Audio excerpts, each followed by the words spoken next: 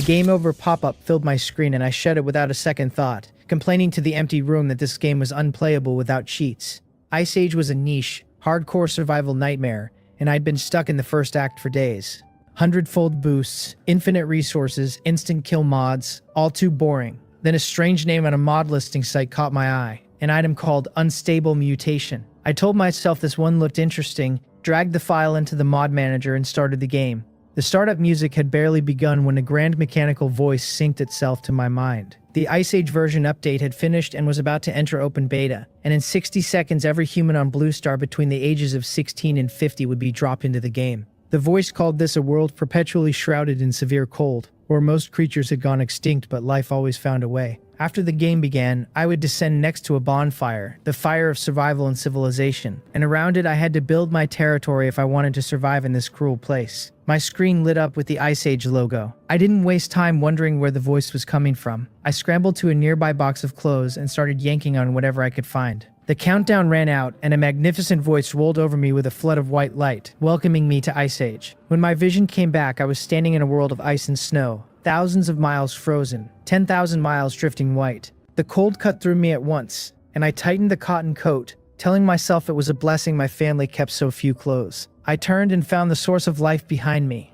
a crackling bonfire, and the moment my eyes settled on it, a prompt appeared. Burning bonfire, level 1. It warmed everything inside a 10-meter radius by 10 to 20 degrees, ate 1 wood every 10 minutes, and needed 5 stone to upgrade. A newbie guide followed. Day and night existed in this world. The temperature would drop drastically after dark. A 7-day protection period was now active. Wild creatures couldn't enter the bonfire's area while protection lasted. Supplies waited in my territory storage box, and I should repair the Lord's cabin as soon as possible because only then would the Lord panel unlock. Both the bonfire's behavior and the guide were exactly the same as the closed beta I'd grinded for days. Ice Age had been a brutal game on a screen, and now every Blue Star adult had been dropped inside it. Still, I tugged at my coat and told myself I had a slight advantage from the cotton coat alone, and a version update might have lowered the difficulty. Inside the wooden box I found a stone axe, an iron pot, an iron pickaxe, and 3 units of food. The closed beta had handed out 10. I complained that the update had only made things harder, then started hauling scattered stones into the box. Less than 6 hours of light remained, and if the cabin wasn't repaired before nightfall, the temperature drop would do me in even with the coat. The stones were heavy, and if the transmigration hadn't quietly fixed my old desk-worn back, it would have given out long before I finished. Half an hour later, I dragged 25 units in. Repairing the cabin needed 15 stone and 20 wood, and the forest at 50 meters from the bonfire, meaning runs in negative 35 degrees Celsius. Most newbies would stockpile stone, dash for wood, and slap the cabin together. I'd played this game, so I dumped the collected stones into the bonfire instead. A few minutes later, it had reached level 2. Coverage doubled to 20 meters, warming up to 15 through 25 degrees, and constant temperature added in, 15 minutes by the fire buying 10 minutes of warmth after I left it. I waited by the fire until a flame mark appeared on the back of my hand, then pushed through the deep snow with the stone axe, the 50-meter trek taking nearly 30 seconds. The trees were slender, and 7 or 8 swings dropped one and converted it into a unit of wood. 10 minutes in, the flame mark dissipated and the cold sliced through my coat into my organs. I hissed and trudged back to refresh the buff. 3 round trips later, I had everything I needed, and on the last leg I laid 2 pieces of wood side by side, piled loose stones on top, and pushed the makeshift sled back to camp. I triggered the cabin's repair. A hammer icon flickered above it, and wood and stone floated out of the storage box to merge into the structure. 10 minutes. The system didn't need me, so I melted snow in the iron pot over the fire and drank it. Water wasn't a problem. Food was, and 3 units would last half a day under this kind of work. I rubbed my stomach and told myself to cross that bridge when I got to it. Maybe a wild rabbit would run into a tree. I cast the anxiety aside and waited. A few minutes later, the cabin stood repaired in the snow. Lord panel unlocked. As the first survivor in this area to become a lord, an exquisite hand crossbow, green exquisite hand crossbow, green excellent quality, attack 15 through 27, 3-second firing interval, with a special effect that auto-generated 1 bolt every 10 minutes up to a maximum of 5. The remarks said even a fool could operate it. I aimed at a tree tens of meters out and pulled the trigger. The bolt embedded itself more than halfway into the trunk. Tomorrow's food source had just been confirmed. The Lord panel had Lord information, territory management, and chat channel. My information read Gang U, Blue Star Human Race, Level 1, Profession Lord, Strength 3, Agility 4, Spirit 5, Constitution 4, Health 120, Mana 100. Talent, none. Current temperature -35.7. I caught on the talent line. That field hadn't existed in the closed beta. I closed the panel, opened it again, still nothing, and felt my vision darken. Then a chime and a voice in my ear. A modifying module was loading. Then loading had failed. World parameters were synchronizing. The module was reloading. And finally it had successfully loaded, and my personal talent, Unstable Mutation, had been activated. The description told me my items would all undergo Unstable Mutation with unknown direction and effect, but always tied to the pre-mutation state. The voice kept repeating data modification was failing and retrying. The only thing my brain registered was that the cheat had finally arrived. I wasn't a chosen son or a resourceful genius, just an ordinary citizen of Dragon Country, and even with closed beta experience I wouldn't have bet on making it to the end. I told the talent silently to bring it on. I had a pot, an axe, and a crossbow. The stone axe was the natural pick, snowballing was the priority, but the moment I focused on it the chant in my ear shifted and told me the next mutation would no longer be limited to items. A line of almost ethereal text appeared at the end of my talent description. Cause any existence to undergo a positive mutation once. Remaining use is 1. Any existence. The axe and crossbow weren't worthy of a guaranteed positive mutation. The two real candidates were myself and the cabin in front of me. And I wasn't ready to stop being human. As the small text faded, I pointed the talent at the Lord's cabin. Today's mutation count dropped to 0, and the system reported that my Lord's cabin had mutated into a World Tree Sapling, that the territory's buildable list had expanded, and that my professional skill Lord's power was taking effect, raising all attributes by 10%. I was overjoyed. The legends called the World Tree's leaves whole worlds, and its roots the end of the universe. The little 10-meter sapling with 2 suffixes obviously didn't carry that kind of weight, but Lord's power had jumped to 10% already, and in the closed beta a Tier 3 Lord's mansion with full builds and 100 residents had only ever pushed that bonus to around 20%. Even with 2 suffixes, this thing more than lived up to its name. The construction list had a fresh layer under the human race basics: Pullman hut, blacksmith shop, lumber mill, mining plant, and beneath that an elf race tree from Tier 1 up to Tier 3, all of it unlocked from the start. My territory was Tier 1, but the World Tree Sapling had given me a free pass past tier restrictions. Even with the bonus only on elf buildings, the dimensionality reduction strike was obscene. I clicked the only Tier 3, Moonlight Forest, which could randomly recruit a hero-level unit, took 8 square meters in 72 hours, and called for 10,000 wood, 1,000 stone, 50 liters of moonspring water, 10,000 natural energy, and 10 power crystals. Power crystals dropped from powerful transcendent creatures. Moonspring water tied to the moonwell, and the answer to natural energy poured straight into my head. Moonwells produced it, and little fairies entwined with plants produced it too. The territory traits unrolled in my mind. I could build natural-type structures up to Tier 3, every one with bonus effects, output of natural buildings and plants up 100%, construction and growth speed 300, population cap doubled to 50, and scaling with the World Tree's level. And a little fairy would naturally be born in my territory after a stretch of time. A green fruit was already forming on a branch overhead, set to ripen into an elf by morning, faster if I spent natural energy. An hour into the panel, and only 4 out of 10,000 in my area had unlocked their lords. The World Channel said over 1 million had joined, putting roughly 4 billion alive across the planet, each capped at 1 speech a day. The chat scrolled past like a waterfall, and I could barely catch the highlighted lines, the privilege of the first lord in each region. Andre joked that a mere -30 degrees hardly deserved the name Ice Age. Zhang Gang laughed about being afraid of the cold and upgrading his bonfire first. Gang Yewa called everyone children of Blue Star and said we should unite. Dylan Zion roared something about a transcendent world. I shook my head. None of them were saying anything useful, and the truly ahead were keeping quiet. The World Channel was useless for now, but I'd hold my place since the highlighted speech privilege would matter later. Accelerating territory development was the only real answer. I picked up the axe and headed out of the bonfire's range. With Lord's Power's 10% on me, my strength and frost resistance both ticked up, and within half an hour I had 30 wood and 10 more stone, enough for either a Pullman hut or a moon well. Pullman huts recruited polar people, the territory's farmer laborers, for logging and stone and mining. Moon wells collected natural energy and let the World Tree spawn little fairies, who were also farmer units. I picked the moon well, dropped it on a random patch of outskirts, and told myself I could always tear it down later. The plot lit up emerald. The snow melted, vines twisted up from the warming ground, and 8 minutes later a green moonwell sat shimmering in the ice. The system told me my moonwell had picked up Moon's blessing from the territory traits. Under moonlight, both the natural energy and the spring water doubled, and that spring water also healed injuries and restored stamina. 2/3 of every day in this world was night, so the well's output more than doubled across the day, and the base spring water hadn't even had a healing effect to begin with. This wasn't a moon well, it was a money tree. If wells in the same area didn't choke each other's output, I'd have plastered the territory in them right then. The accumulation was slow, so I refreshed the buff and went back out for stone. Little fairies could collect rock too, but their efficiency on it was awful, so I'd play the complementary advantage angle. The 20-slot backpack from the Lord panel made stone hauling much easier than logging. 2 hours and 56 minutes from nightfall, with 2 natural energy and 42 stone in the box, I called on the World Tree to create a little fairy. A leaf drifted down and turned into a green orb of light. Little Fairy Elf Race, Level 1.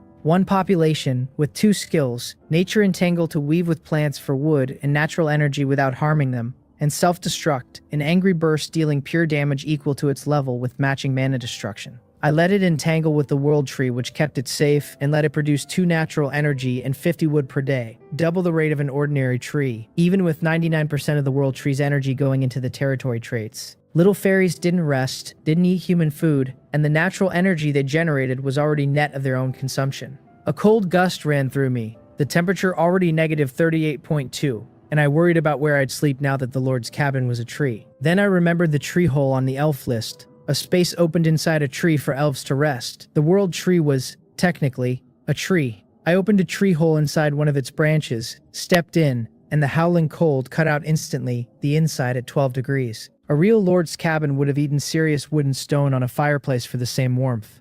I didn't linger, there were stones to gather.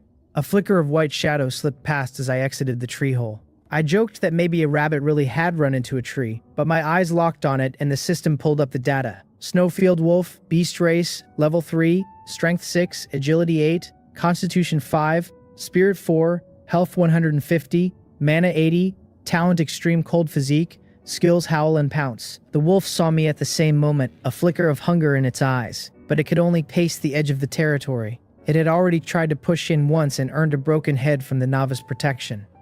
I wasn't worried.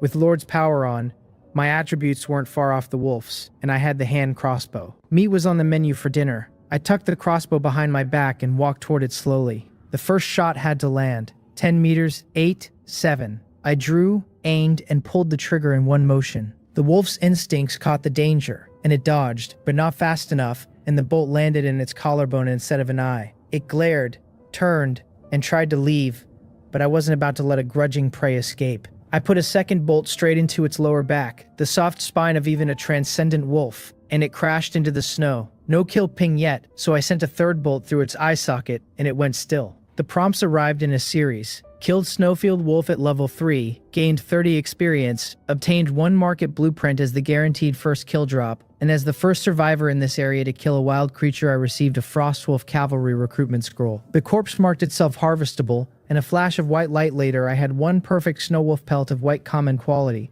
18 kgs of fresh wolf meat, and 1 sharp wolf fang for forging daggers or arrows. I complained that the harvesting fee was steep, but skinning the thing myself would have taken hours and ruined the pelt. The market blueprint let me build a market for cross-space trading inside my own area at Tier 1, with a handling fee on every transaction. I shelved the build since no one nearby could kill wild monsters yet, or had useful resources to trade. The Frostwolf Cavalry recruitment scroll was the real highlight. Green excellent quality, level 3 common template, and excellent aptitude, initial loyalty, 60, 2 population, and 5 food a day. Recruitment scrolls were 1 of 3 combat unit sources alongside training buildings and subdued natives, rarest outside the novice period. Frostwolf Cavalry was Orc Arms, a relatively powerful race. Combat power came from level, template, and race. Templates rising common through elite to hero. Aptitudes from common up through mythical setting each unit's level cap. Survivors like me weren't aptitude capped, only tier capped, and Tier 1 let residents reach level 10 at most. I didn't crack the scroll.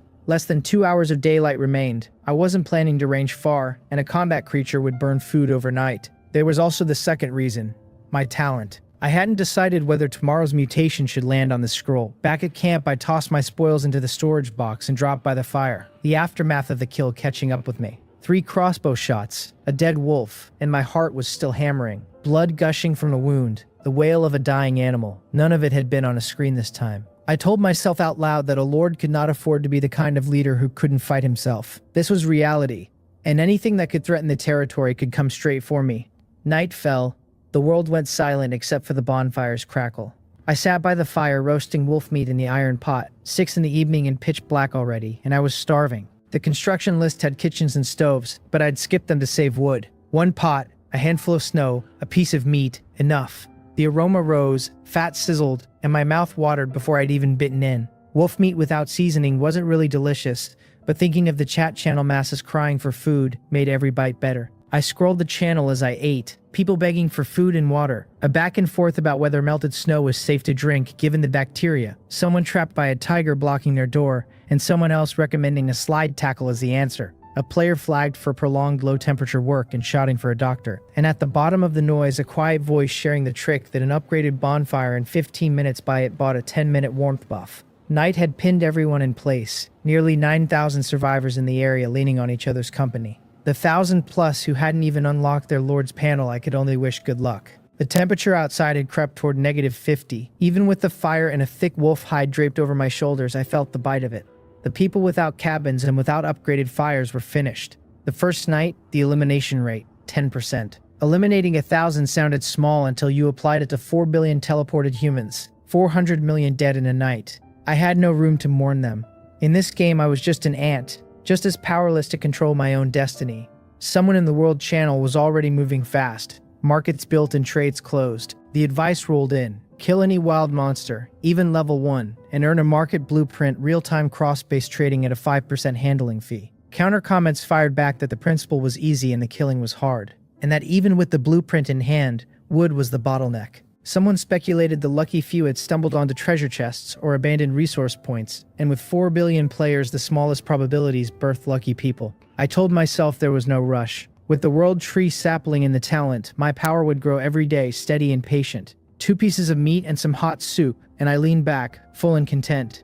Back in the tree hole, the once empty room had picked up a wooden bed and a table and chairs, all crafted out of 2 units of wood combined. Otherworld nights offered no entertainment beyond chatting and huddling, so I curled up under the wolf hide, closed my eyes, and slept as soundly as I'd slept in years. The next morning, a system notification congratulated all survivors for surviving the first night and reminded me the protection period had 6 days and 8 hours left, expiring in the middle of the most dangerous night. The regional channel sat at 8,872, almost 200 fewer than the night before. Even with cabins, the unprepared had still gone under. The cries for help rolled in, but everyone was barely protecting themselves, and the only way to receive aid was a market, which meant you didn't need help anyway. It made me think of the old joke about the black dragon. I can't beat it. Use the black dragon set.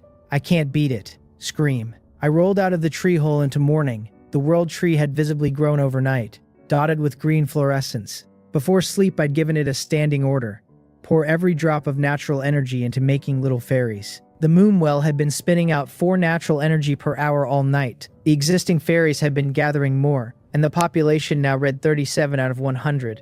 In the closed beta, even a smooth opening had given me 6 polar people by day 2. The comparison wasn't really fair anyway. Polar people worked 8 hours. Little fairies worked 24 straight without a single complaint. I could feel a faint background thought drifting off the swarm of them, something simple and bright about being lucky to stick with the Great Mother Tree. The box held 628 wood, more than enough, so I told the World Tree to stop the all-fairy push. Population had to be planned. Resource speed mattered, but combat power did too, and pure farming wouldn't survive this environment. If your neighbor hoards grain, I hoard guns. My neighbor is my granary. Farming would be done, but guns would be had. Right on cue, my gun arrived. The elf fruit on the World Tree's branch ripened and dropped to the ground. A crack opened in the fruit and a figure emerged. The system told me my territory had naturally given birth to a resident. Current population 42 out of 100. 5 population. I was delighted. Little fairies and polar people as farmer units took 1 slot each. Normal template combat units took 2.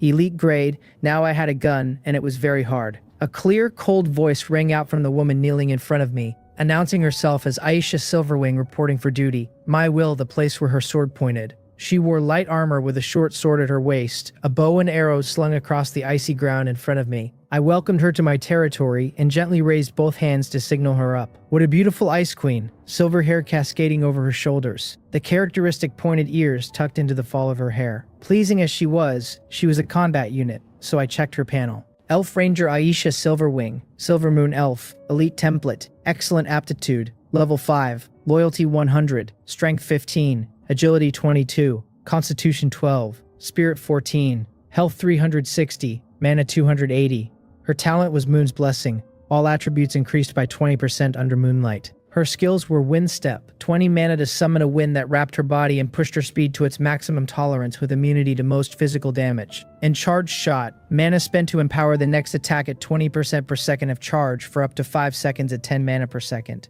So strong. As an elite, she had high attributes and 2 skills, 1 offensive and 1 defensive. I had no doubt this female ranger could defeat 10 of me. Lucky then that she was my subordinate, the kind who would walk through fire for me. 100 loyalty. Even in the closed beta, I'd never had a subordinate over 90. I guessed it was because elves were directly created by the World Tree, and the World Tree status among them might rank higher than the gods they worshipped, which made me, as the World Tree's master, an easy figure to follow.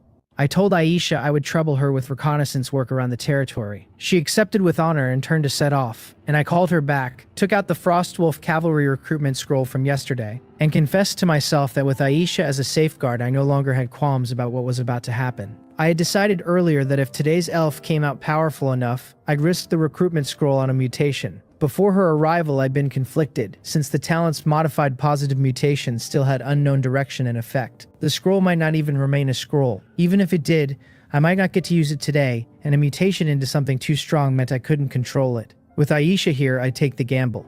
Unstable Mutation activated, the system announced. The Frostwolf Cavalry recruitment scroll undergoing positive mutation, and the result came back as a werewolf recruitment scroll. Today's positive mutation count 0. Today's unstable mutation count 2. I almost lost my breath. Was this the talent's final ripple? 1 time versus 3 times a day was a qualitative change, even with the 2 extra rolls being random. I immediately started thinking how to use them.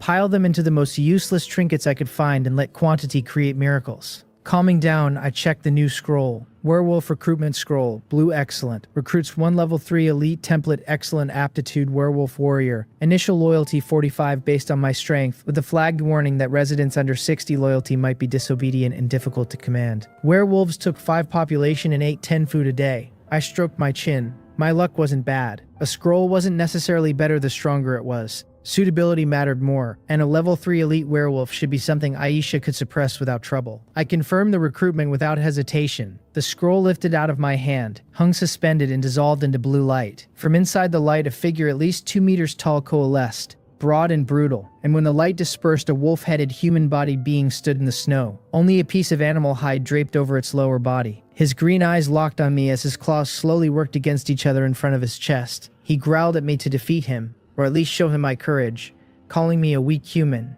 asking if I was the one who wanted his allegiance. Before I could even signal, Aisha was already moving. Wind wrapped her body and she flashed forward, the short sword unsheathed in silver light flashing as it pierced his right chest in a single blow. Another gust struck, a sweeping kick caught his balance, and he fell backward. She pressed forward, planted 1 foot heavily on his chest with her knees slightly bent, and her upper body angled forward, and told him in an unhurried tone that disrespecting the Lord was a minor punishment. But if there was a next time, it would be death. She withdrew the leg, bowed slightly to me, and said nothing more. Inside, I was delighted. Aisha was powerful in combat, decisive and clean in action, and most importantly, absolutely loyal. The werewolf wasn't a write-off either. He'd shouted and acted wild, but worship of the strong was a beastman trait, a style of theirs more than anything. With straightforward subordinates, the answer was simple: beat them into submission.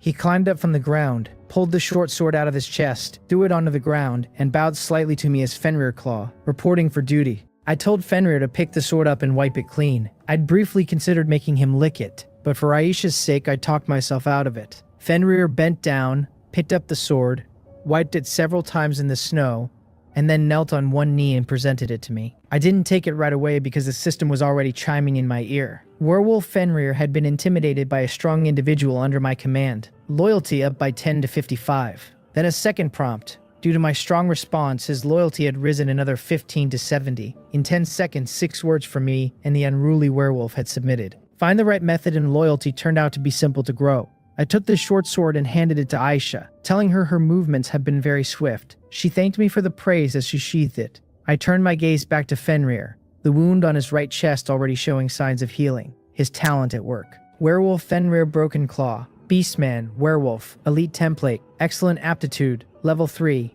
Loyalty 70, Strength 12, Agility 15, Constitution 17, Spirit 8, Health 510, Mana 160, Talent, Self-healing, the werewolf race's significant regeneration. Skills, summon wolf, 2 same-level snowfield wolves to fight for him each day. Permanent existence with a cap of 2 at any time. Fed but not occupying territory population. Wolf transformation, activating the wolf bloodline to embrace his wildness. All attributes up 50%, and gaining the ability of critical strike, with wolf transformation usable once daily and lasting 30 minutes. Critical strike was a chance on attack to trigger a mysterious power buff for 180% damage. Honestly, Fenrir was a bit wild, but he had real strength and elite units really did have tricks up their sleeves. Looking at his skills, I changed my plan. He was actually better suited as a scout than Aisha. I told Fenrir to call out his companions and take charge of reconnaissance near the territory, and Aisha to follow me and be responsible for my safety. Both spoke in unison and accepted. Fenrir threw his head back, howled, and 2 snowfield wolves appeared out of thin air beside him.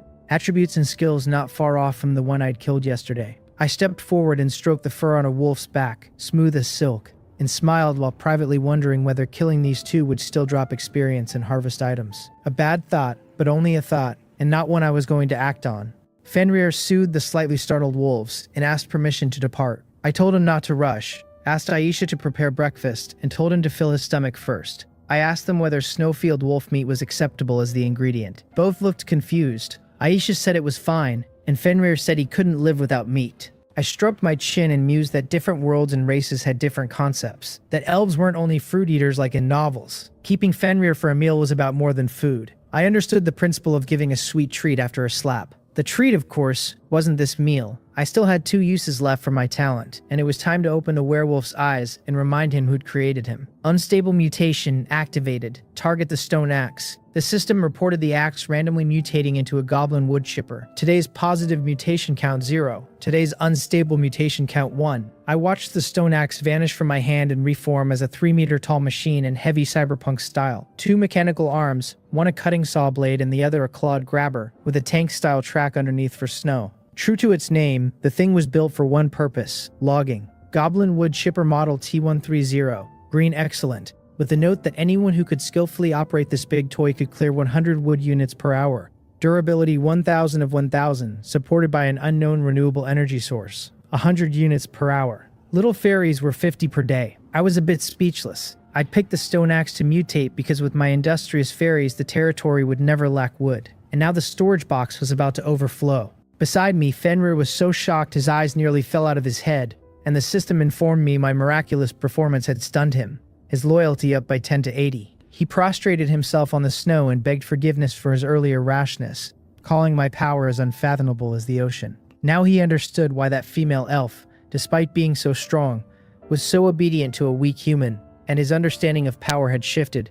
Aisha boiled wolf meat by the fire, and took the moment in 2, far calmer than Fenrir, but with undeniable shock in her eyes. The World Tree didn't create blank slates. It pulled wandering soul fragments into specific carriers and nurtured them into elves with a complete worldview. And what I had just done clearly exceeded the scope of hers. Ignoring both subordinates, I pressed on while my luck held. Unstable mutation activated.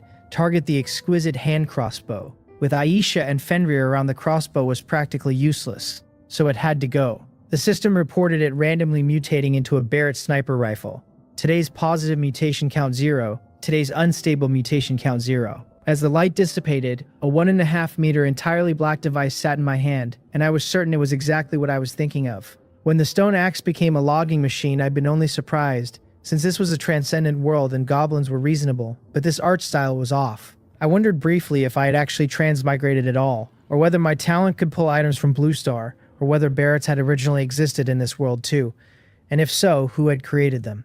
A world where technology and transcendence coexisted maybe.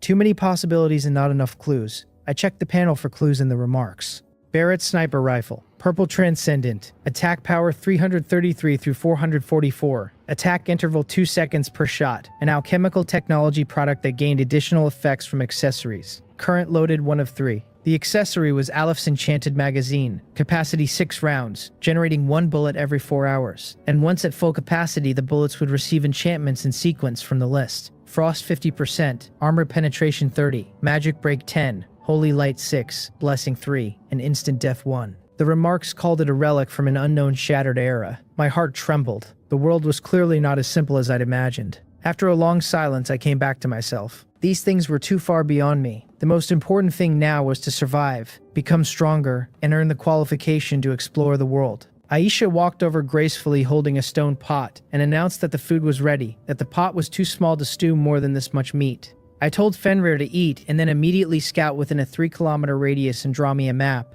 and he agreed and finished quickly and headed off with his 2 snowfield wolves. I returned to the fire and turned my mind to the next round of building. The territory was extremely imbalanced, wood overflowing, stone scarce. Little fairies needed a quarry to mine stone properly, and even then their efficiency on rock was poor. I told myself I'd build a Pullman hut and recruit a few polar people, since with 2 big food consumers already I could afford a few more mouths. The reserve held 12 stone, enough by a hair, and I dropped the Pullman hut on a random patch of outskirts. Construction would take 8 minutes, and breakfast wasn't ready, so I climbed into the cockpit of my new big toy and tried it out. The goblin tech was simple, and after a few attempts I was already proficient. I muttered with relief that I'd been worried the polar people wouldn't know how to operate it. Aisha called over that the food was ready, and a few minutes later both of us had eaten our fill. The Pullman hut finished. Recruiting polar people needed food rather than natural energy, so 2 units of wolf meat vanished from my pack, and 4 polar people filed out of the hut neatly. They were short and stout, faces buried in fur, wearing thick coats, well adapted to the ice. To my delight, they came with their own gear, each carrying a stone axe and an iron pickaxe. They were rowdy from the start, sniffing the meat and chattering about the smell, telling each other to keep quiet so I wouldn't decide they were hungry ghosts, and kick them out, then losing themselves over the giant tree and wondering aloud whether the elf in front of them was real.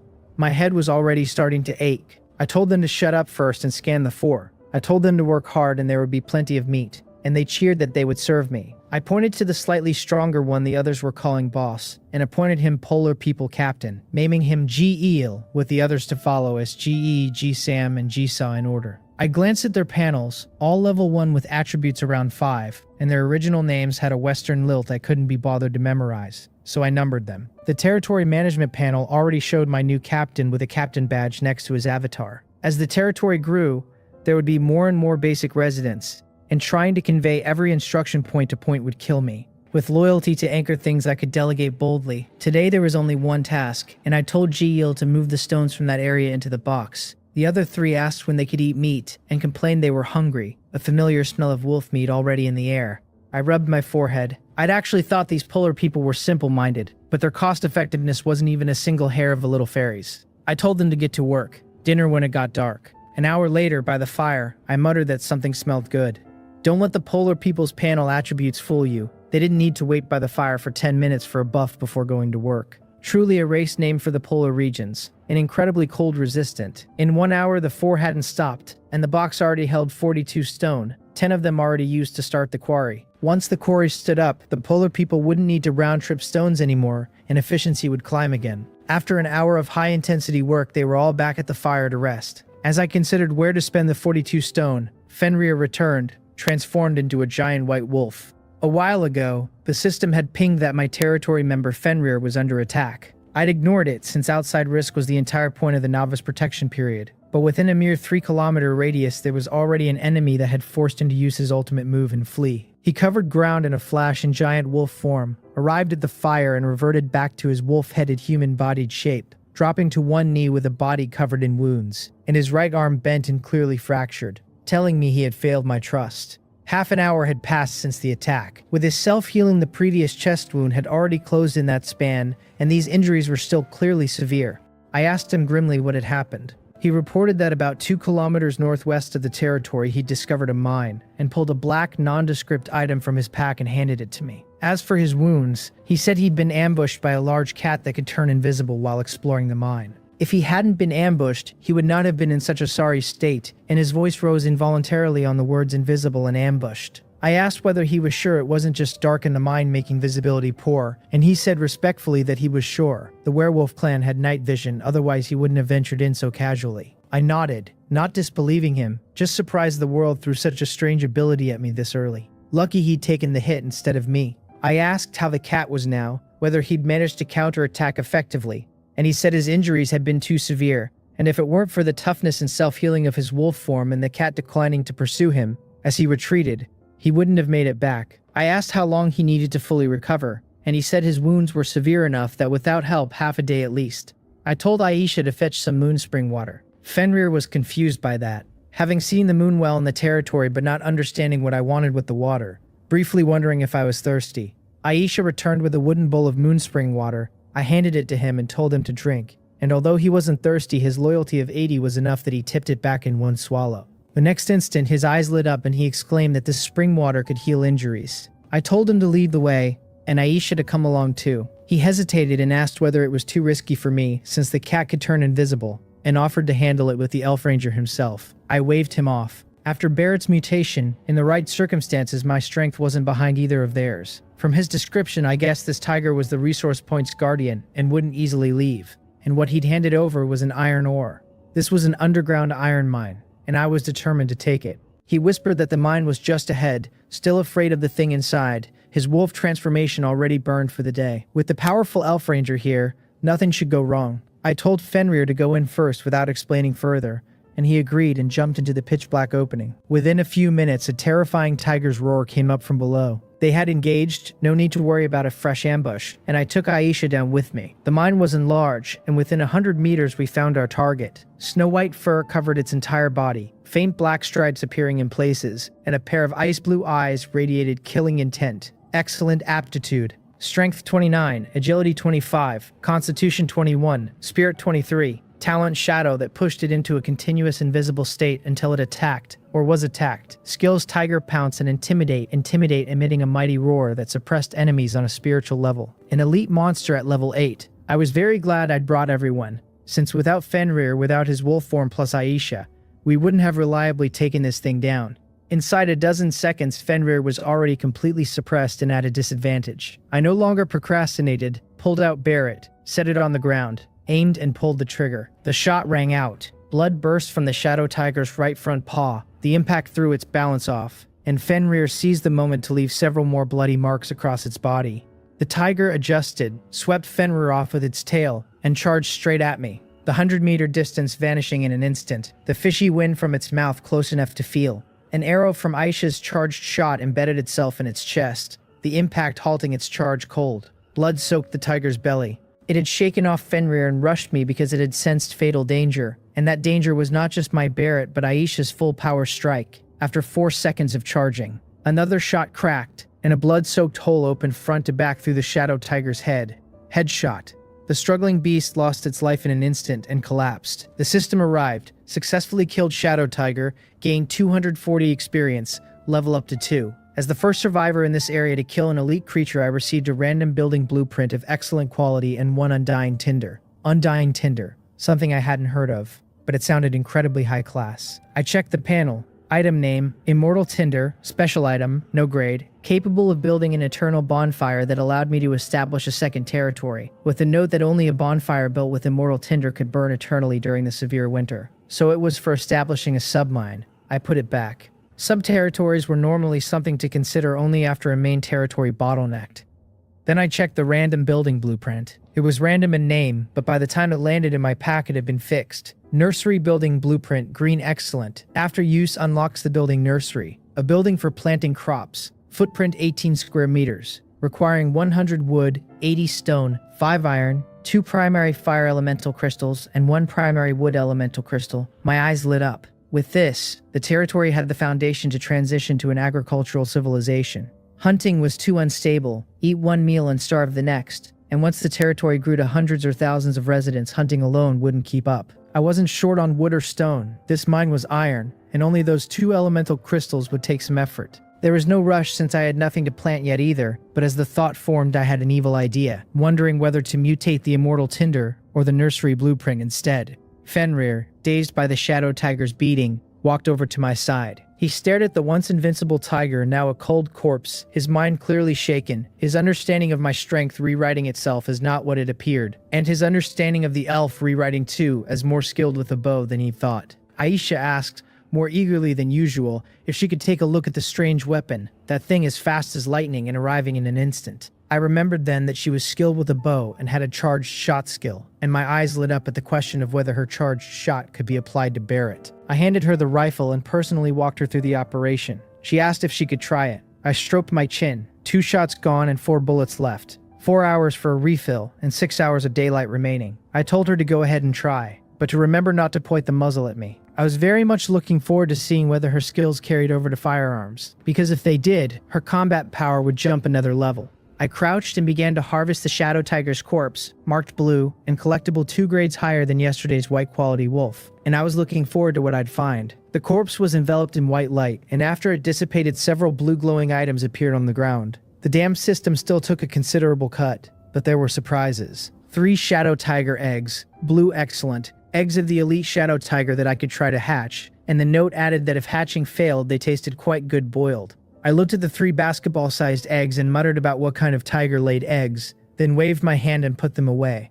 I couldn't hatch eggs, and eating them would be simpler. With elves and werewolves already, I wasn't excited about raising tigers. Besides the eggs, the corpse coughed up the classic 3-piece set of meat, hide, and teeth. Shadow Tiger Meat 128, green excellent, meat containing a trace of Shadow Tiger power that a master chef could turn into dishes with magical power. With the note that direct consumption also worked, slightly increasing resistance to low temperatures permanently, with multiple consumptions ineffective. 128 caddies. The ancients had not deceived us. Tigers were indeed objects of extreme yang, slightly increased resistance to cold. In a world this cold, where everyone could only survive by relying on bonfires, where I'd been out only half an hour and already nearly froze stiff, after losing the constant temperature buff, this was huge. In the early stage, time was money and everything else. Increased cold resistance equaled increased exploration efficiency, equaled increased outdoor gathering time, equaled the leading advantage. For some lords on the verge of freezing to death, this was a lifesaver.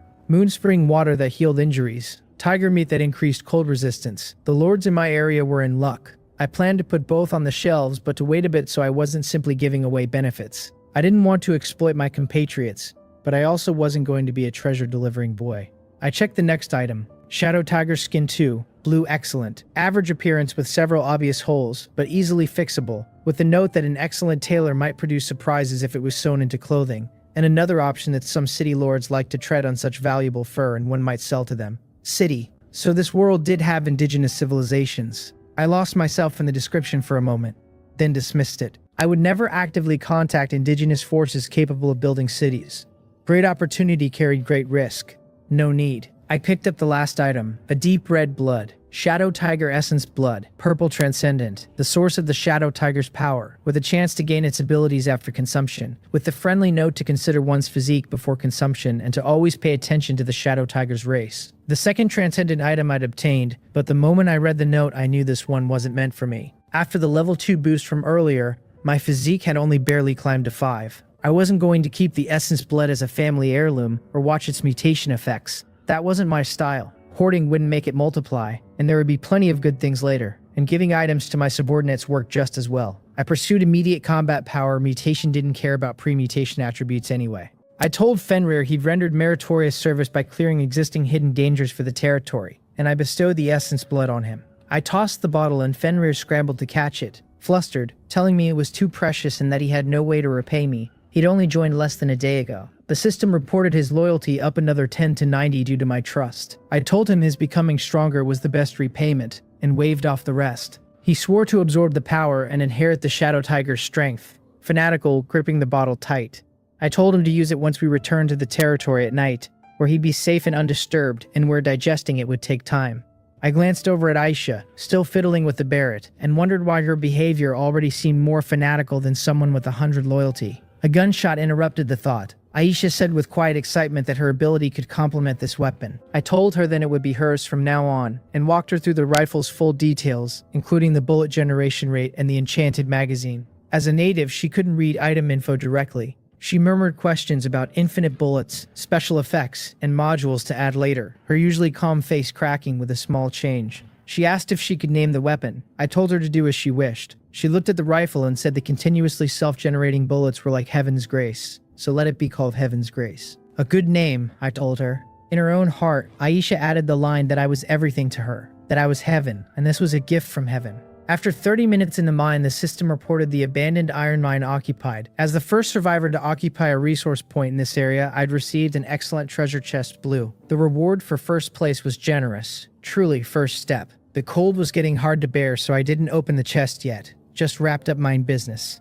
Iron mine, resource point, small, maximum reserves, 20,000 units. Daily regeneration, 100, with an iron ore factory buildable here for personnel extraction. Reading the info, I was puzzled. The polar people were cold resistant, but couldn't stand here mining indefinitely. Was this point only for viewing? 2 kilometers from my territory, how many bonfire levels would I need to cover it? Then I remembered that in the closed beta, occupying a point automatically generated a campfire. At my command, the group spread out, and a few minutes later, Fenrir found an extinguished campfire at the mine's center. Relightable with wood, not upgradable, coverage only the resource point size. I tossed in wood. The flames ignited. I peeled off my soaking sneakers and let the fire bring my frozen red feet back to life. I told Fenrir to head back and bring 2 polar people over to mine. Many buildings needed iron. With the fire's warmth on me, I checked the rewards, opened the chest, and the system reported the contents. Ice Crystal Fruit Tree 1, Miniature Thermostatic Box 1, Medical Kit 1. The green inside the chest was the sapling. Ice Crystal Fruit Tree, green excellent, transplantable into my territory. Low planting requirements, easy to grow, fast growth, and high yield. The nursery had to move up the agenda. Fast growth and high yield could ease a lot of food pressure. Next item, Miniature Thermostatic Box, white common, dimensions 0.3 by 0.3 by 0.2 cubic meters. Capable of maintaining the inside at 0 through 5 degrees Celsius. Perhaps useful for preserving plant seeds or hatching eggs, with a note that it was too small and might have a miraculous effect combined with the shrinking lamp. The moment I saw it, I pulled out a shadow tiger egg, measured it, and successfully fitted into the box. The green indicator lit up after the box closed, and I changed my mind. Raising ordinary tigers in a transcendent world might not be interesting, but a white tiger, shadow tiger that could turn invisible? Raise it. Must raise it. The medical kit glowed white and blue and felt like the chest's highlight despite the bland name. Medical kit, blue excellent, basic medical tools including bandage 3, adrenaline injector 3, first aid potion 1, with the note that I could pull 3 rolls of bandage every day. The style felt suspiciously similar to Barrett, another relic from some shattered era. The bandages were less impressive. White common plain bandages that stopped bleeding and sped recovery. 5 uses per roll, flesh and blood only with diminishing returns.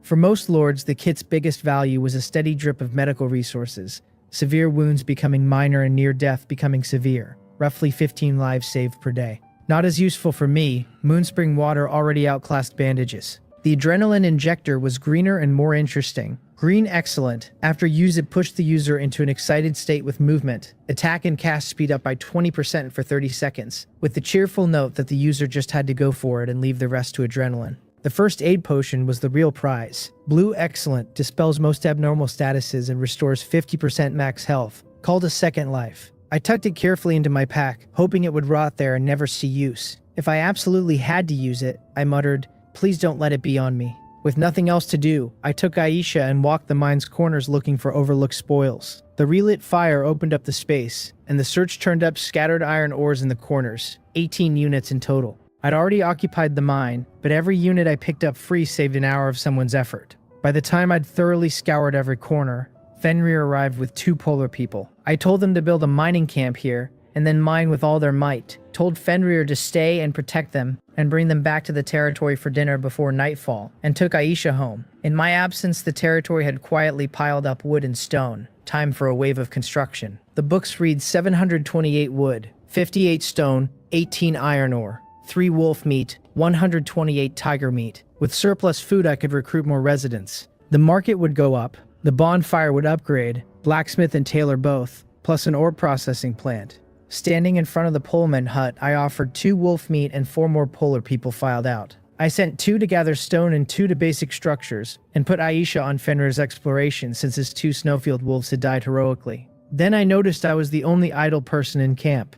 I told myself overall coordination was also energy consuming and let it pass. I scrolled the chat. A day and a half since the global transmigration, and most still talking had accepted the new world. With most lords busy, the world channel was finally legible. Wix bragged about stumbling on an indigenous village naive enough that demonstrating the backpack got him slaves and food. Wang Wei gushed about walking 100 meters and finding a treasure chest. Satake Shio called Wang Wei a lucky man and complained his own chest had been guarded by a powerful creature. The regional channel dumped an avalanche of ads, faction building, and showing off. Blue Star Unity calls alerts about premium rabbit meat a self-described Fortune 500 executive selling a guaranteed polar people management insight for 3 wood or stone, with replies asking money first or goods first. Cries for cotton clothes. A wounded lord begging for healing items. Someone snapping back that no one would give them up because they couldn't guarantee they wouldn't be wounded next. the wounded man insisting he just wanted to recover and keep hunting. I realized I'd underestimated the value of recovery items. The world had digitized survival but hadn't digitized the survivors. People still bled and broke. So I changed my mind, called 2 polar people over to help build the market, and decided to put it up first. I was kind-hearted and couldn't bear to see people suffer, but more importantly, the lords reckless enough to fight wild monsters and get hurt were the enterprising and pioneering ones, the kind I'd one day need working for me. I had to do logistics support. With 3 polar people on it, the market went up quickly, and the bonfire upgraded at the same time. After upgrade, the bonfire's heating capacity rose, the constant temperature buff lasted longer, and the most crucial change was the sheer expansion of its range. A level 3 bonfire was the cap for a tier 1 territory, hovering a 40-meter radius. 40 meters sounded modest until that radius added up to a full 5,000 square meters, close to a standard football field. With my territory's population cap of 50, that came out to 100 square meters per resident. I wondered whether more area would let me build more moon wells, since mine carried a bonus, and the more the better.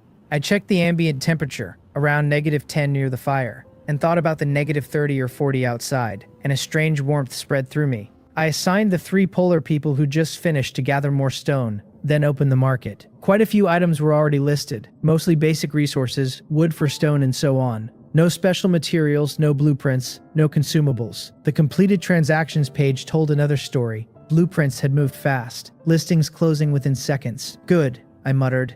Those of you with blueprints, hide them well. Wait for me to make a move. Then, immediately, a blueprint appeared at the top of the market list. Light Wound Healing Potion Blueprint. Green excellent. After use crafts the Light Wound Healing Potion. Recipe calling for 1 moonlight grass, 100 milliliters of purified water, 2 wood, healing light wounds, and relieving pain. Listed at 2,000 wood or stone, with a note welcoming PMs for blueprints or rare materials. I exclaimed at the outrageous price. Just a recipe, and I'd never even heard of moonlight grass. Buying it would mean it sat at the bottom of someone's chest. No sooner had I muttered that than it sold. The buyer was someone called Han Jung, and I muttered an apologetic line in his direction that he might have bought it for nothing. I roughly scanned the market, full of confidence in my Moonspring water's competitiveness. Aside from what I'd given Fenrir, overnight the wells had accumulated 280 milliliters of healing Moonspring water, a shallow silver-gray shimmer pretty enough to look at. I pulled most of it out, poured it into a wooden bowl, and listed it for sale. Not all of it at once, of course, since at this stage these lords could be saved with a small sip. The market sold Moonspring water in 20 milliliter units, so I divided the supply into 12 units, each priced at 200 wood, or 100 stone, or 30 units of meat, or 2 flame crystals, with a note welcoming PMs for special materials or high-quality blueprints and recipes. The pricing was deliberate, too expensive and other lords couldn't afford, or only the desperate could go all in, which would over-deplete them, like pulling roots when harvesting leeks. Too cheap was no good either, and too cheap would just attract scalpers, which my small handling fee couldn't stop. I listed 5 units to start. Meanwhile, in another well-developed territory, Han Jung was riding high. He'd just snapped up the Light Wound Healing Potion recipe and felt like the chosen one. A protagonist template near his spawn, an abandoned logging camp, had given him 3 goblin wood chippers for free, so wood wasn't a problem. He'd killed his first monster, built a market, traded for useful resources, and now had a healing recipe in hand. Mass-producing these potions would let him reap the market. He searched the keyword bar, found 5 moonlight grass, and bought them all without haggling. A moment later, he had 5 bottles of potion in hand, listed them on the market at 300 basic resources, no wood, opened the regional chat and announced that someone had consigned healing items at the market. Good and cheap. Snapped them up. The chat fired back asking why he wasn't buying them himself, accusing him of praising his own wares, then erupted as someone confirmed the items, said the effect and price were awesome, and went for it. The next message tagged me as Brother Gang, asking if I had more stock, and to keep listing. Han Jung closed the chat contentedly, told himself good things sold themselves and that he'd priced too low. He reopened the market to collect funds, and was puzzled to see not one of his potions had sold. He decided the buyers must be claiming he was out so they could keep them for themselves, then returned to the chat and watched the lords shouting that 1 sip and they were full health. Snowfield Wolf, yes, you come out and fight one-on-one. They tagged me again, please keep listing, and complained about a dead profiteer selling worse healing items at a higher price. Then someone PM'd me their conditions politely. Han Jung belatedly realized he'd misunderstood. Another competitor had appeared. He wanted a price war, did I? He'd see what I could compete with. A moment later, he was looking at Moonspring water that had sold for 200 wood and cursing me as sick. Of course he wouldn't admit defeat. Know yourself and your enemy and never be defeated, scout the enemy first. He clicked into the Moonspring water listing I'd put up at the top as an advertisement, priced at 99,999 wood, and PM'd me asking whether I still had Moonspring water, that these brutes were snatching too fast, willing to pay 300 wood. Silence, no response. He gritted his teeth, decided nothing ventured, nothing gained, and pulled out a blueprint and sent it instead. Shortly after my 5 portions listed, system notifications started rolling in. My consigned Moonspring water had sold. I'd received 198 stone after fee. 5 portions cleared in less than 3 minutes. 3 buyers paying wood, 2 paying stone. At the same time, my private messages exploded into 99 unread. I opened a few and saw they were all meaningless junk, leeches, show-offs, freeloaders. Good thing I could set this up. I configured a keyword filter so only PMs offering special materials or blueprints came through. The remaining 7 portions of Moonspring water could wait, and I'd pick and choose in the evening. With plenty of stone now, I started large-scale construction. Tailor shop, blacksmith shop, kitchen, useful or not, build them all, rich and willful. The sewing shop completion ping made me a little teary. I could finally stop walking around in wet sneakers. I made 2 pairs of boots from a tiger hide, and to my surprise, the boots had attributes. Truly was a blue-grade excellent tiger hide. Tiger hide boots, green excellent, basic agility +1, special silent while running, a good pair of warm waterproof non-slip boots that the tailor's poor skill had failed to fully unlock. I put them on instantly, an instant warmth in my feet and a noticeable lightness through my body. The other pair was identical, and I called Aisha back from her exploration to put them on, recalling her in her light armor. The blacksmith shop and canteen finished in turn under the polar people hammering. A system ping told me an important PM had landed, and I was delighted, since with system alerts set, an important PM meant someone had sent me information about blue grade or above items, or specific elemental crystals. Han Jung, offering an elemental arrow tower blueprint, was willing to take a loss and trade it for all my remaining Moonspring water. I opened the blueprint. Elemental arrow tower blueprint, blue excellent. After use can construct an elemental arrow tower with range 200 meters, attack 99 through 199, durability 2000, with elemental strike adding 50% elemental damage when consuming an elemental crystal at roughly 50 hits per primary crystal, footprint 15 square meters, requiring 200 wood, 80 stone, 5 iron and any 8 primary elemental crystals. Good building, just expensive, and likely needing a continuous crystal supply to unleash its maximum power. I replied that the item was good, but the timing wasn't right, and asked what use a defensive building was during the novice protection period. Han Jung was clearly monitoring. His reply came back instantly, insisting I could take the initiative, that with 200 meters of range I could lure wild monsters near the tower. I cut him off and offered 5 portions of Moonspring water for it, considering myself serious. He told me I wasn't sincere, and signed off without looking back. I shrugged. No problem. The building wasn't practical at this moment, and I didn't need it. Another PM landed, this time from a lord with primary fire elemental crystals, the hard currency of magic buildings offering a 1-to-1 trade. I countered 2-to-1 and would take them all. The market had no pricing system for special resources yet, so transactions between us were casual. I told him to list 2 units of Moonspring water designated for 4 primary fire elemental crystals. He was straightforward, the deal closed quickly, and 4 fire elemental crystals were in my pack. I needed only 1 primary wood elemental crystal more to build the nursery. That last crystal was harder to find. Elemental crystals were rare like iron ore and required mining, and the only mine I'd found was guarded by a high-level elite. Crystal veins were rarer than mines and would have stronger guardians. Lords couldn't get crystals on a large scale through mining yet. Only luck through chests or rewards. Still, with nearly 10,000 lords as the base, there were enough wood elemental crystals around, and I traded 1 Moonspring water for 2 of them. Crystals in hand, I called a polar person and had him build the nursery near the World Tree. On the empty ground next to the World Tree Sapling, the nursery took shape across 18 square meters. The snow receded, the topsoil glowed faintly green, and as I stepped inside, a wave of warmth rolled over me, the temperature close to 0. The nursery had a slight greenhouse effect, the description listing planting of basic plants with survival and harvest up 20% and an extremely small chance of mutation. The wood element crystal made it a natural type build, so the greenhouse effect was the territory trait at work. This left me with mixed feelings. I'd built the nursery for ice crystal fruit trees, which sounded like cold environment crops. Was a warm nursery suitable for them? But not planting in the nursery would have made it pointless. And then again, why did I think 0 was warm? And didn't I have a natural world tree? Surely a common plant wouldn't die. I planted it. I took out an ice crystal fruit, pushed the soft soil aside, and inserted the tree. The rest was up to time. and by tomorrow morning I'd know if it survived. Then unexpectedly, the tree I'd just planted started growing rapidly, as if it had been given hormones. The originally half-person tall stunted thing climbing to my chest. Ice crystal fruit tree, status mature, yield 12 ice crystal fruits daily, modified by territory characteristics and the nursery effect. A 300% growth rate, this exaggerated. Without the World Tree's acceleration, it would only bear 3 fruits every 3 days. Not very impressive in the closed beta sense. As I thought, 6 young fruits had already formed on the tree. Maybe I'd taste an ice crystal fruit by dinner. Aisha returned to camp to report, her expression solemn, telling me we were being watched. She continued at my nod, that on her way back she'd found several suspicious figures outside the territory. Gray-robed and human-looking. She'd knocked them out and they were on the west side. I asked if she knew their origins. She said only that they were all in gray robes and looked like me, so they should be human. I told her to take me, and called the polar people to lend a hand. 2 gray-robed figures lay in the snow on the west side. The system gave me their identity. Undead believer gray robe. Race human undead. Normal template. Green excellent aptitude. Level 4.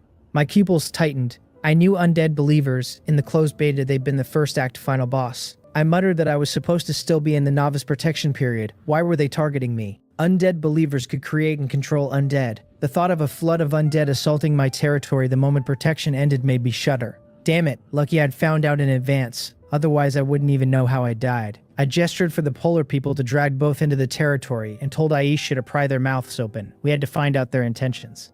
A basin of scalding hot water woke the 2 of them up. Before Aisha could even act, both revealed their intentions on their own, raving about disgusting natural aura and life aura, that elves should be swept into the dustbin of history, that the undead disaster would flatten everything, that all errors would be eliminated, that only death was eternal. The 2 believers were fanatical, completely unaware of their status as prisoners. After some struggle, they kept repeating the line about death being eternal, and gave nothing else. I told Aisha to kill them. Her short sword had just unsheathed when ghostly green flames erupted from the 2 believers, and incinerated them. Lucky for us, Aisha had earlier pulled a super simple map from one of their pockets, marking the believers' gathering place. I also saw the locations of many other lords on it, so the natives of this world had reactions and actions in response to all the lords arriving. Since it wasn't aimed at me alone, the situation wasn't too bad. But these believers carried strong hatred toward elves, and after the protection period ended, I'd take the most severe hit. I couldn't stay idle, I had to take the initiative, and Han Zheng's elemental arrow tower blueprint was best gotten too. The system reported that my subordinate Aisha had killed undead believer level 4, and I'd gained 10 experience. Self-immolation aside, the system had still credited the kill to her. When subordinates killed and the lords stayed within range, the lords still got a slice regardless of participation. Other subordinates only got experience based on their participation. As for natives, I wasn't clear. Another prompt arrived and Aisha's aura was noticeably stronger. Level up to 6. Not surprising, she'd contributed the most to the Shadow Tiger kill. Aisha said she'd mastered a new ability. My eyes lit up at the luck. Since most creatures' skills came from skill books, and self-taught skills were rare, mostly happening with high aptitude or peak tier residents at level 10 or 20. For her to learn a 3rd skill at level 6 with excellent aptitude was incredibly lucky. Without waiting for her introduction, I opened her panel to check. Arrow of the Moon God, the panel told me, consumed 30 mana, made the fired arrow absolutely precise and guaranteed to hit, double damage during moonlit nights and doubled it again during full moons. A conceptual guarantee hit skill with no cooldown, plus quadruple damage on a full moon. I wondered whether her charge shot could combine with it, because if so, a full moon night would be 8 times damage. The thought was too beautiful to dwell on. The skill wasn't invincible. 30 mana and arrow was more than Aisha could really afford right now. I told her well done. She replied that it was my light shining upon her that had let the moon god's favor descend. I was startled and briefly thought, am I really that amazing? Then cast the thought aside since she was a subordinate at 100 loyalty. The kind I could send to her death with a single word. Workers in my old life used to say results came down to the leader leading them well. No need to take it seriously. I told Aisha to verify the map's accuracy, integrate it with the area Fenrir had explored, and draw a new one. Then I changed my mind and told her to wait. I'd come along. With danger close, I planned to accelerate. I'd use up the remaining tiger skin. I turned into the tailor shop and chose to sew a coat of shadowed tiger hide. A few minutes later, a green glowing beast hide coat sat in my hand. Shadow robe, green excellent. Constitution +1, slightly reduces damage from physical blows. A good warm coat that the tailor admitted was a bit ugly. I put it on, then handed Aisha the cotton jacket and tiger boots I'd taken off, and told her to put them on. She took them and only put on the boots, holding the coat. She told me, almost apologetically, that the coat was too bulky and would severely affect her agility. and that she'd wear it when she rested. Suit yourself, I said. Although the coat was just sewn beast-hide and had no filling, it was unusually warm. With the boots and coat together, I figured my time active in the wilderness could stretch significantly. Before leaving, I gave G-Il instructions. The territory's construction and gathering work were now entirely under his charge. The main task this afternoon was to build and gather stones, and if anyone met an enemy during gathering, they had to return to the territory immediately. Safety first. G-Il was so moved by my care that he was almost teary, although his loyalty didn't increase. After 80, every single point becomes very difficult. We headed north. With the new gear, my performance in the wilderness was clearly stronger, the two of us covering 3 to 4 kilometers in half an hour through Arctic terrain. I didn't even shiver. I picked up scattered wood and stone along the way. Not that I was short on basics, but no one can resist the joy of picking up trash. And there was even a wood element crystal sitting there for the taking, the same crystal I'd previously struggled to trade for. Thanks to the generosity of nature, we reached the gathering place on the map. I looked at the endless expanse of white snow before me, unable to find any sign of human habitation. I pulled the map and compared, somewhat puzzled, asking how the hell this could be a gathering place, wondering if the map was problematic. Aisha softly told me someone was coming. 2 figures in gray robes appeared at the end of my vision, sneaking around. I pulled Aisha behind a small snowdrift to avoid being seen. The drift was very small. To stay hidden, the two of us huddled close, Aisha almost burrowing into my arms, a faint fragrance going straight into my nostrils. At that moment, I had no time for wandering thoughts. Most of my attention on the figures in front. The two squatted on the ground, fumbled around for a moment, and then suddenly disappeared into the icy wilderness. I looked down at Aisha in my arms and asked her if she'd seen clearly how they vanished. She shook her head. I gently moved her small hand from my clothes and went over to where they'd disappeared. A wooden board, almost covered by snow. The gathering place was underground. The believers had carved out a space, hidden by thick snow, hard to discover for anyone unsuspecting. Without the map and a convenient demonstration, I'd never have found it. But knowing it was here, I was now in a dilemma. My plan had been Aisha plus the rifle plus arrow of the moon god's guaranteed hit, gradually wearing down the camp from a distance. Underground, that was ruined. Rushing in blind might be suicide. Fire and flood were ruled out, and with the information I had, I couldn't find a clean answer. I checked the time, 3:18, less than 2 hours of light left, minus the half-hour return. Forget it. Tomorrow. The risk now outweighed the benefit. Tomorrow I'd mutate another item. The Barrett's bullets would have charged enchantments. Fenrir would be stronger after the essence blood. I'd build more moon wells and sell water tomorrow morning. I fixed the entrance location in memory and took Aisha away in another direction. Although only an hour of daylight remained, this place only got 8 hours total, so a seventh of the day was too much to waste. We wandered, perfecting the map and picking up junk. Lucky enough to encounter a snowfield wolf that Aisha dropped in a single arrow. 1 more hide, 20 more wolf meat. 27 minutes until dark, the system told me. I tightened the Shadow Tiger fur coat. 3 hours in the ice and my feeble 6 constitution body had had enough.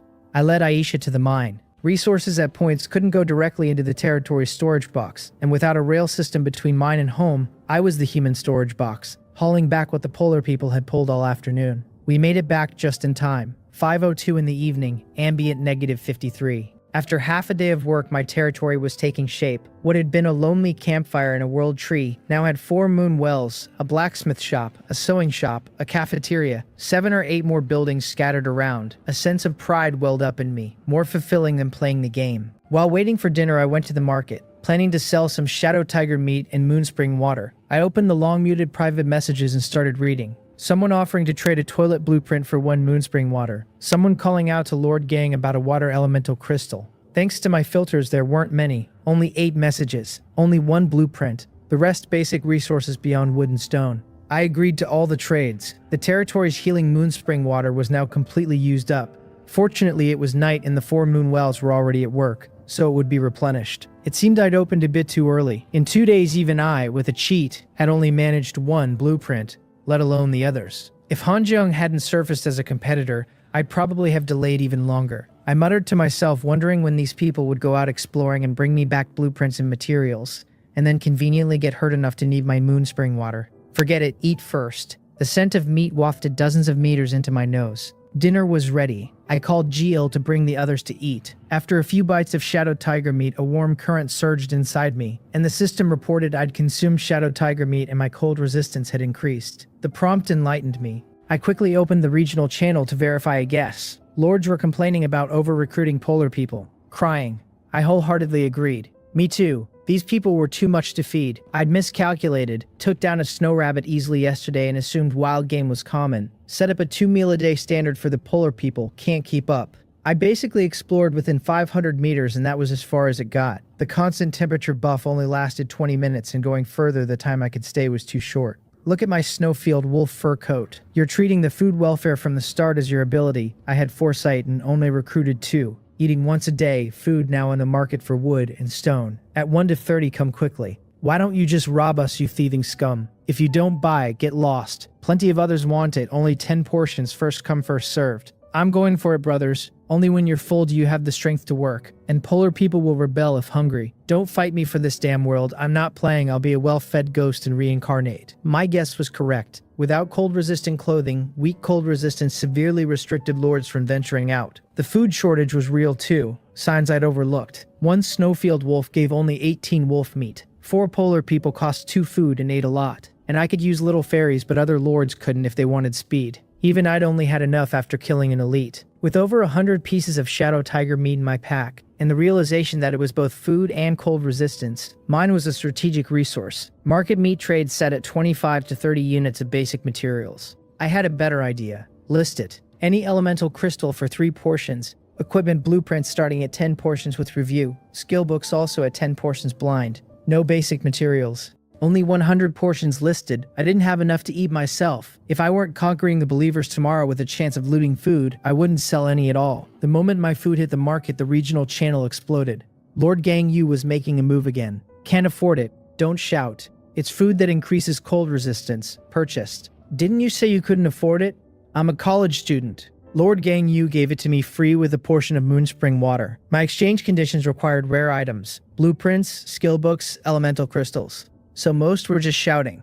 The lords who could actually buy were already PMing me, including Han Zhong. Sincere trade, he wrote. 30 units of tiger meat for the elemental arrow tower blueprint. The last line in our chat was clearly his own, that I wasn't sincere and shouldn't bother him. I sent it back. You're not sincere, please don't bother me. Han Zhong didn't bat an eye and muttered that this kid held a grudge. The tiger meat mattered to him. He prided himself on being the T0 player in the area, and he'd been out frequently today and felt the cold's constraints. Cold resistance had to be guaranteed for fast development. He replied that I'd priced blueprints at 10 to start. This was blue. 30 was his lowest, and without my warning about the building's construction requirements, he wouldn't have considered selling at all. Too lazy to read the long pitch, I let him stew. I opened the other PMs. Someone asked politely how much tiger meat the portable heat source blueprint was worth. Curious, I opened it. Portable heat source blueprint.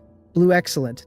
Crafts a mana item, portable heat source, requiring 1 mana stone, 3 iron, 1 primary fire elemental crystal. The item continuously emitted heat, with the developer's note calling it a groundbreaking invention that raised the user's perceived temperature by nearly 10 degrees in -30 environments, and consumed only 1 mana stone per day under full operation.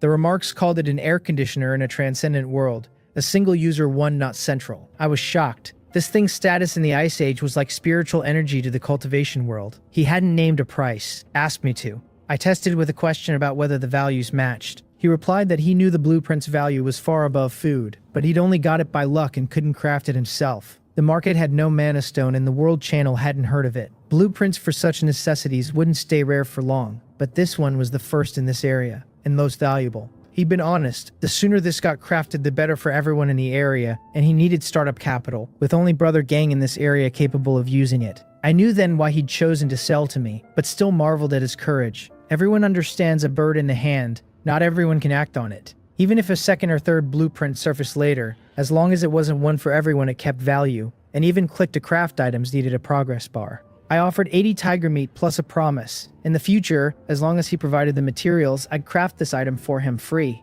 He'd spoken frankly, I trusted him, and the terms were generous on my end. He had incredible luck and was easy to talk to. A good relationship might pay later. I wasn't really losing either. 80 tiger meat for someone who'd never lack food again, and tiger meat's cold resistance only worked on the first consumption per person anyway. He agreed. Happy cooperation both ways. The trade closed and I noted his name, Tan Chenggu. I used the blueprint and continued chewing dinner. Hope I got mana stone soon, another task for tomorrow. Then I remembered Hanjong hanging. I opened the chat amused. My tiger meat was popular. He dropped from 30 to 20, a full third off, like swinging a dragon-slaying saber and hacking himself with it. I replied with 15, final price. In another well-developed territory, a young man with a gloomy expression typed out deal. He was Hanjong.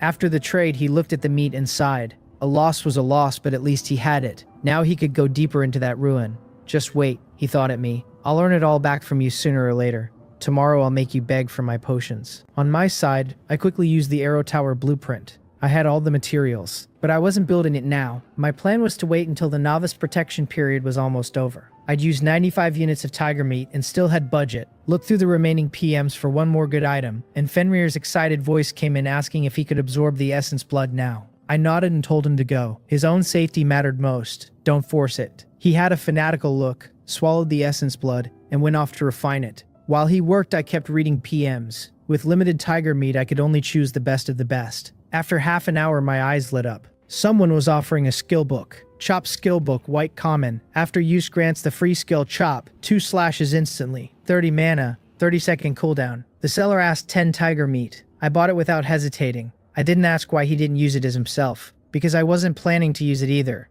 I was going to mutate it, slashes with my bare hands. What would I even slash with? Pick up a piece of wood and swing it like a sword maybe. This was a real world, and tiger hide could be draped over the body for warmth without sewing. I'd already used 2 pieces of wood as a sled for stones. The plan stayed the same. Mutate it tomorrow. A low growl from Fenrir, his aura growing stronger under the moonlight. He digested the essence blood, the system reporting that Werewolf Fenrir had successfully absorbed Shadow Tiger essence blood. Aptitude upgraded to excellent, comprehensive enhancement received. Fenrir, noticeably taller, knelt and swore to use the power to tear apart all enemies. I waved him up and called it the reward for his loyalty, then checked his attributes. Werewolf Fenrir Crippled Claw, Beastman Werewolf, Elite Template, Excellent Aptitude, Level 5, Loyalty 95, Strength 19, Agility 22, Constitution 24, Spirit 11, Health 730, Mana 220. Talent self-healing as before. Skills summon wolf, werewolf transformation, and a new wolf howl with critical strike attached to transformation. Summon wolf had upgraded to 2 shadow wolves of the same level per day. Wolf howl emitted a howl that boosted friendly basic attack by 10% and reduced enemies by 10% for 30 seconds. Doubled at night with a 1 hour per target cooldown. The compatibility between the Essence Blood and Fenrir was terrifying.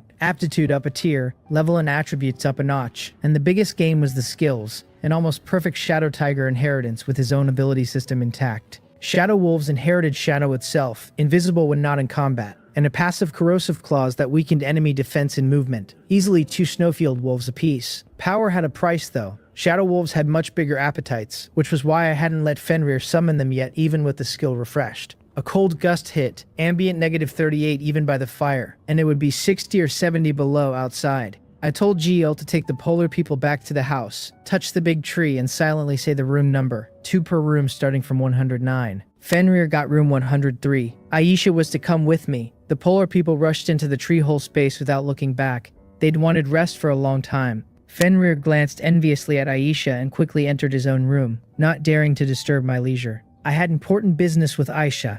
A touch on the World Tree took us to room 100. A spacious area, 3 tree holes linked together that served as both meeting room and training area. I told her to teach me some combat skills. She was stunned, not expecting the Lord had sought her for only this, then agreed and asked what I wished to learn. I'd already decided, archery. As someone who'd never killed a chicken in my previous life, growing up in an extremely peaceful environment, combat was honestly difficult. But in a cruel world I had to bite the bullet. I wasn't a manipulator hiding behind a screen. The Lord's power profession's 4 free skill slots all said the Lord absolutely had to personally fight. I understood gradual progress, so ranged first, bow and rifle.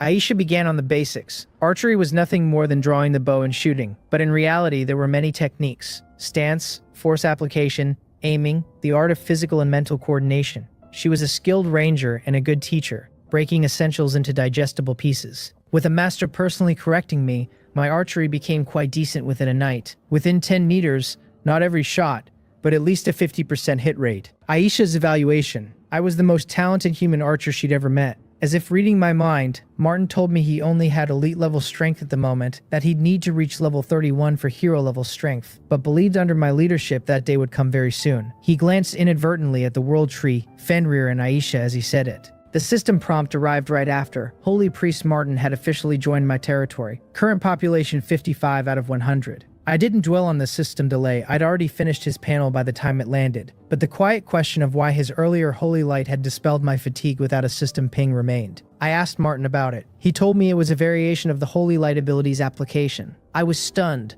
listening to him. His abilities clearly weren't limited to the skills on his panel. Then I thought, this was normal. This wasn't a game. Like Aisha, whose archery and combat skill didn't appear in the skill bar either, which meant Martin's actual utility was far above a normal level 1 elite. The undead believers camp was a sure thing. I lifted my wooden bowl and offered Martin breakfast. He thanked me and said he was a bit hungry, but compared to me he'd rather try the other thing, his gaze on the ice crystal fruit tree in the nursery. I'd been so engrossed in archery practice the night before, I'd forgotten the fruit had ripened.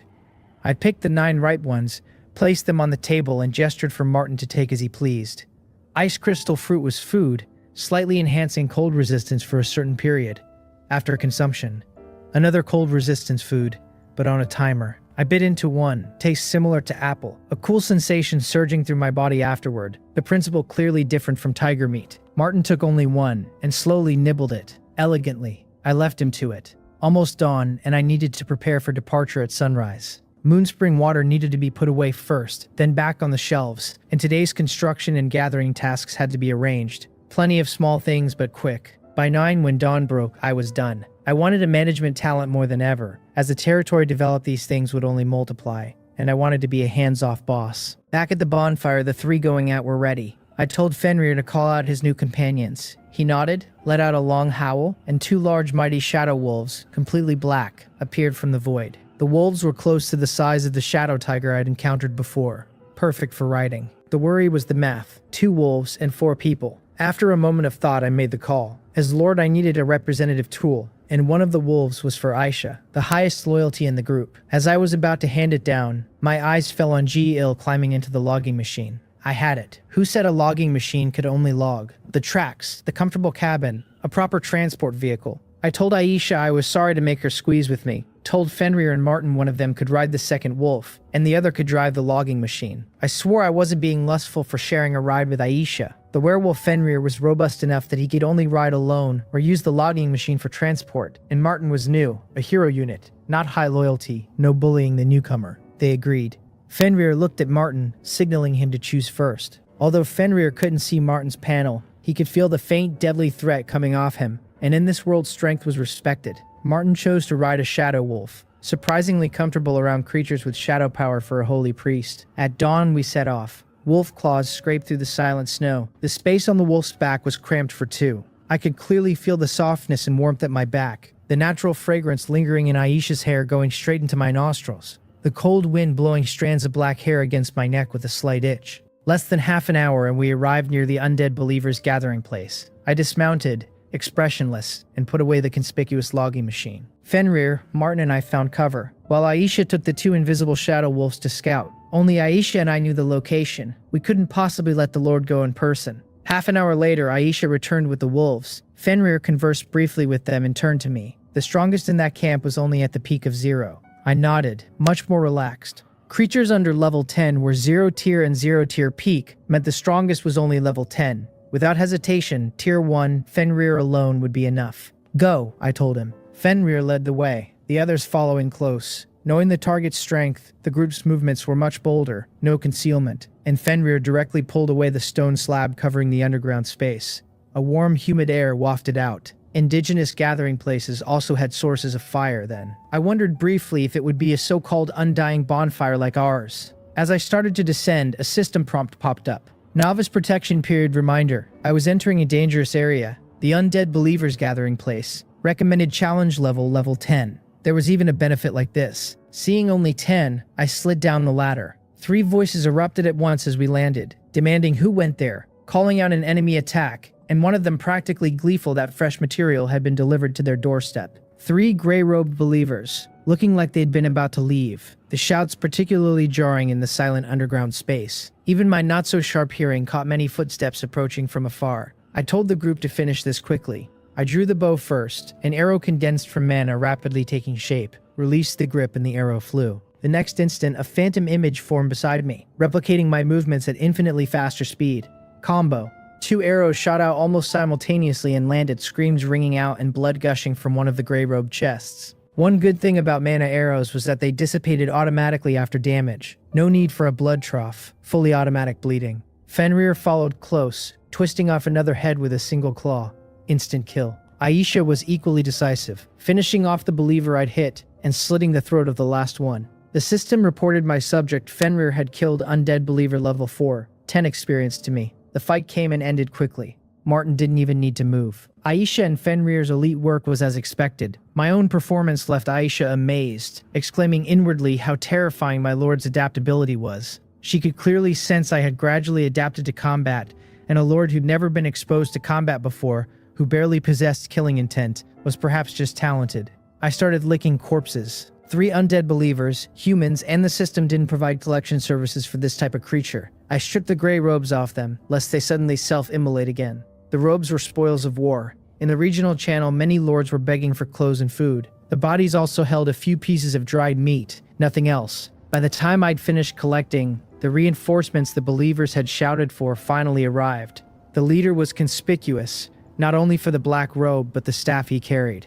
A magic user. The system pulled his attributes. Undead believer black robe. Race human/undead.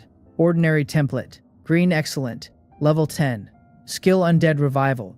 A level 10 creature. A peak 0 order existence, but ordinary template and not specialized in combat from his skill alone. None of us paid him much mind. Watching the believers approach, I told Martin the black robe was his, and Fenrir and Aisha to clear the grunts. I wanted to see Martin's strength. Although he had no overt attack skills, I understood Holy Light could damage undead, and these believers had clearly begun to transform. The gray-robed bodies I'd just stripped had been noticeably paler than normal humans. Martin acted. Holy Light condensed in his hand, and the next instant, a golden ray descended from the sky and landed on the black robe. The believer engulfed in holy light let out screams as wisps of black energy rose from his body. The next moment, the system reported he'd been killed by Martin. I was stunned. Martin was hero template but only level 1, and could only display elite strength. A single holy light healing across 9 levels had instantly killed him. I subconsciously reread the description. Holy light healing, instant cast, 100 mana, healing the target spirit times 5 health. Against undead instead dealing damage equal to spirit times 10. I hadn't misremembered.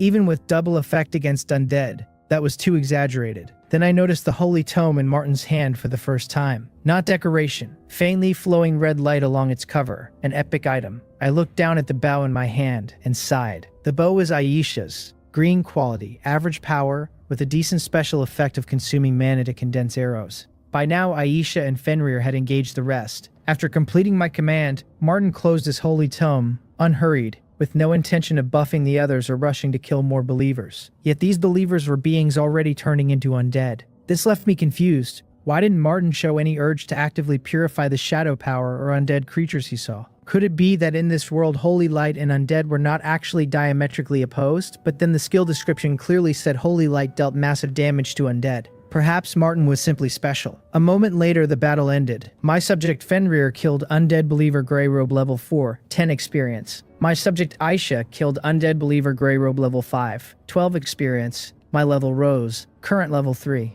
Not a surprise. With 3 high-level elites leading the way, I was like a boss in an online party, lying back and enjoying the ride. And the first 10 levels needed little experience.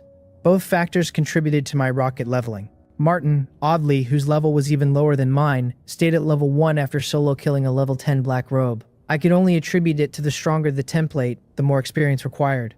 I cleaned up the battlefield. 8 gray-robed believers plus the black robe, each providing a gray robe and a weapon.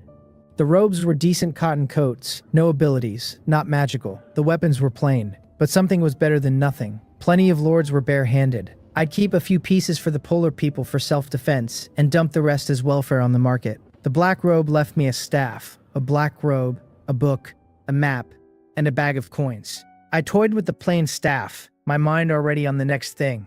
A staff, a form of combo. Combo's description said simply attack, the manifestation being to condense a phantom that replicated my attack. So could spells also combo.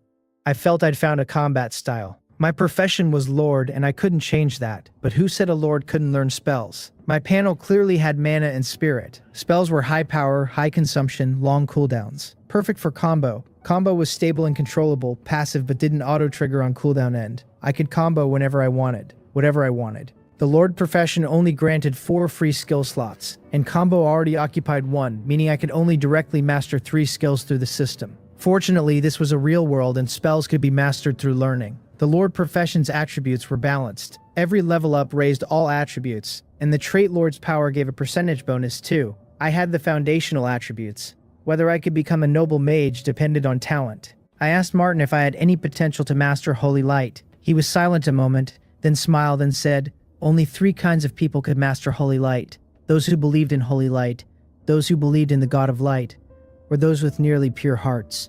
I knew right away I had no chance.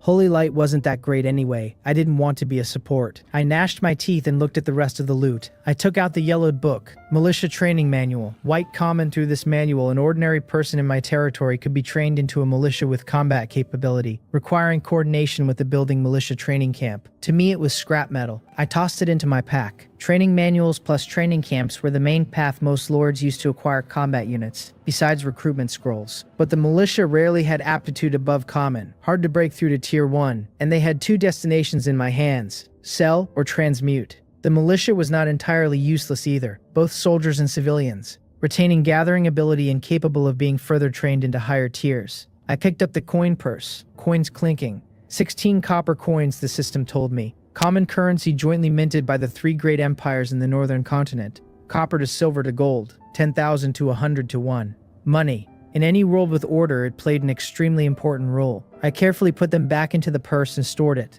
Last was the map, similar to the one on the gray-robed believer earlier but more detailed, with new locations and information that I'd examine carefully later. The group moved forward through the narrow excavated tunnel. A moment later we arrived in a brightly lit hall. I felt for the believers. They'd managed to dig out this much space more than 10 meters underground in extreme cold.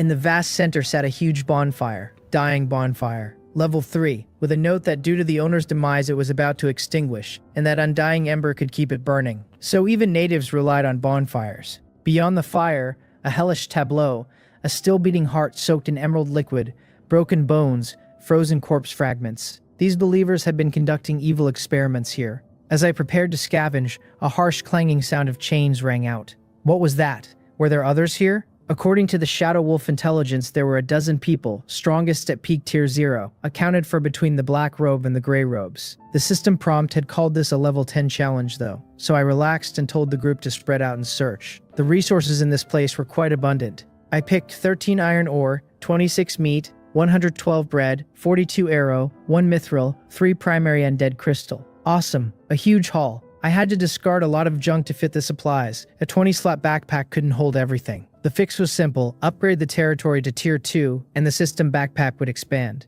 I joined the search for the sound, drawn out and harsh, seemingly far yet near. The hall had only one narrow passage leading to the surface. Martin's voice came. It should be here, beneath a mural. Bone dragons covering sky and sun, skeletons across mountains and fields. He smelled a decaying scent behind it. I had no doubts, and gathered everyone, fumbling around the mural for a long time. Finally, I pressed a hidden mechanism and the mural slowly slid apart from the center, to both sides. As it opened, chilling aura emanated, and the already flickering bonfire behind us instantly extinguished, the entire space pitch black. As the mural fully opened, a light source behind it re-illuminated the underground space. The light came from a white stone. Holy light stone, purple transcendent, a stone imbued with rich holy light power.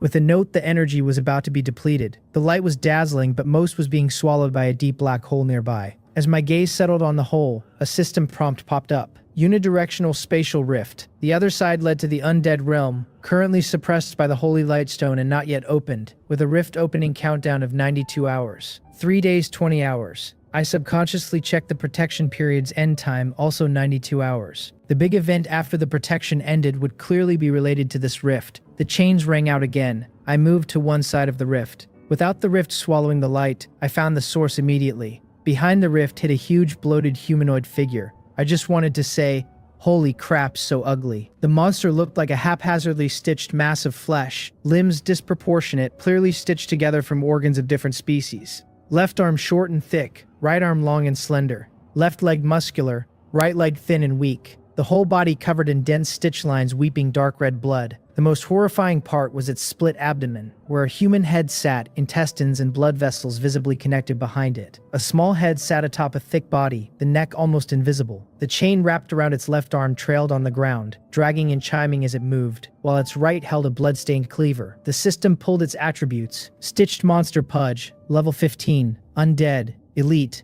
excellent, strength 72, agility 37, constitution 98, spirit 11, health 10,830, mana 220. Talent artificial being, max health up 100%, regen up 200%, with the note that terrifying vitality was the key to Pudge's survival. Skills hook, throwing a chain that entangled and dragged the first target it hit in front of Pudge. Toxic cloud, mist from rotten wounds that continuously damaged surroundings and itself and slowed targets, with self-damage halved. Flesh accumulation passive, each kill increased its attributes excluding spirit based on the creature's strength. Active, cloak of flesh aura blocking all damage from all sources at value. Constitution divided by 3, 3-second duration. Cooldown question mark. Devour, swallow killed targets and randomly gain one of their skills. With the note to become a part of me, my body. I was solemn. You could call this thing ugly, but you absolutely couldn't call it weak. 5-digit health, a suffocating block, abnormal regen, forced displacement control. If Martin hadn't joined the team, I'd have turned around and left without a thought. But after watching Martin instant kill a level 10 with a single holy light healing, I wanted to try. Pudge didn't seem to have a strong desire to attack either. When I'd noticed it, it had glanced up at me and then made no other movement and lowered its head again. I wondered if this was why the protection didn't issue a special hint. This was a creature that wouldn't actively attack. I had Fenrir move closer to Pudge and pulled back to the entrance with Aisha and Martin. After some probing, the conclusion held: Pudge would not actively attack. Overjoyed, I drafted a simple battle plan, more like preparation than a plan since the situation could change in an instant. The seasoned team didn't need much direction. Martin kicked it off, gently flipping the red-black tome, and a golden chain appeared in midair and vanished into the four of us. I felt a faint, intangible connection to the others. Life chain links up to 5 targets. When any one took damage, it was shared by all linked targets, with damage reduced by 20% for the taking target, and no instant kills, triggering once per person, lasting 30 minutes with a 12-hour cooldown. Martin's talent: super long duration, 20% damage reduction, sharing, and a one-time death immunity each. This was the confidence we had against the level 15 elite. Martin softly chanted. 3 holy lights appeared above their heads. Blessing of courage, attack power and spell power up 50. Max health and mana up 20%. Armor up 10. Martin and I stood at the entrance to watch. As an experienced gamer, I understood aggro mechanics. Bosses often had high aggro toward healers and supports, and although I didn't know if reality followed the same rules, it was better to be cautious. Pudge's chain was no joke. Fenrir and Aisha charged. Fenrir let out a roar, his body suddenly swelling, fur growing wild, sprawling on the ground as a mighty giant wolf. The pressure from Pudge was too great. Even with Life Chain and Blessing of Courage, Fenrir wasn't confident, and chose to activate his ultimate immediately. Aisha wielded her Heaven's Grace, her aura strengthening continuously. Charged shot. 1 second, 2, 3, 4. Fenrir, the giant wolf, shot out like a black shadow, sharp claws striking Pudge's exposed abdomen. A dull sound as if the paw had hit steel rather than flesh. The wolf changed expression and quickly retreated. 2 giant white bone hands materialized out of thin air and grabbed him. He couldn't move. I saw red light flicker in the eyes of the head on Pudge's abdomen, then the bone hands appeared. A temporary ability from Devour. Martin moved fast, flipping the holy book, but stopped because someone was faster. A gunshot. A bullet glowing faint blue light hit Pudge between its eyebrows. The damage interrupted Pudge's next move, and Fenrir broke free and escaped. If he'd taken that hit, even with Life Chain, it wouldn't have felt good. Aisha's strike did more than rescue him. After the bullet hit, it shattered into chilling frost that enveloped Pudge. Frost bullet, slow movement 25%, constitution check every 10 seconds. Fail equals 2-second freeze, with the note that the slow value and freeze duration depended on target strength. Pudge's movement visibly dropped. After the close call, Fenrir became even more cautious, no longer approaching easily, choosing to circle and distract while Aisha handled the main attack. Although Pudge was powerful, its mind seemed dull, ignoring Aisha, whose aura was rising again in the distance and continuing to chase Fenrir in front. With reduced movement, Pudge couldn't catch the 4-legged Fenrir. Pudge was furious. From the head on its abdomen and the dense suture lines, a quiet green gas rapidly shot out, covering 5 meters around it, and it could move with the cloud. Fenrir's speed visibly slowed in the dim mist. An iron chain accompanied by clattering sounds flew toward Fenrir, the timing perfect, the speed terrifying. Fenrir didn't have time to dodge. The giant wolf was wrapped fiercely around the waist by the chain, contracting. As Pudge's left arm twitched, Fenrir was already in front of Pudge's chest. The giant wolf at 1.5 meters at the shoulder appeared as small as a puppy in front of Pudge. The cold wind from the falling cleaver could be felt even by me at the entrance. But I wasn't worried. Fenrir wasn't unprepared, and he adjusted his posture the moment the chain loosened. Self-healing talent and a trade damage style meant Fenrir knew which part to take the hit on. He had to test Pudge's strength, and at this intensity, injuries were unavoidable. With Life Chain, there was no life-threatening danger. The fault tolerance was extremely high. The moment the cleaver touched him, I vaguely saw golden chains. The bone cleaver sank into bone. The moment Fenrir was hit, my own vitality drained rapidly. I glanced at Fenrir.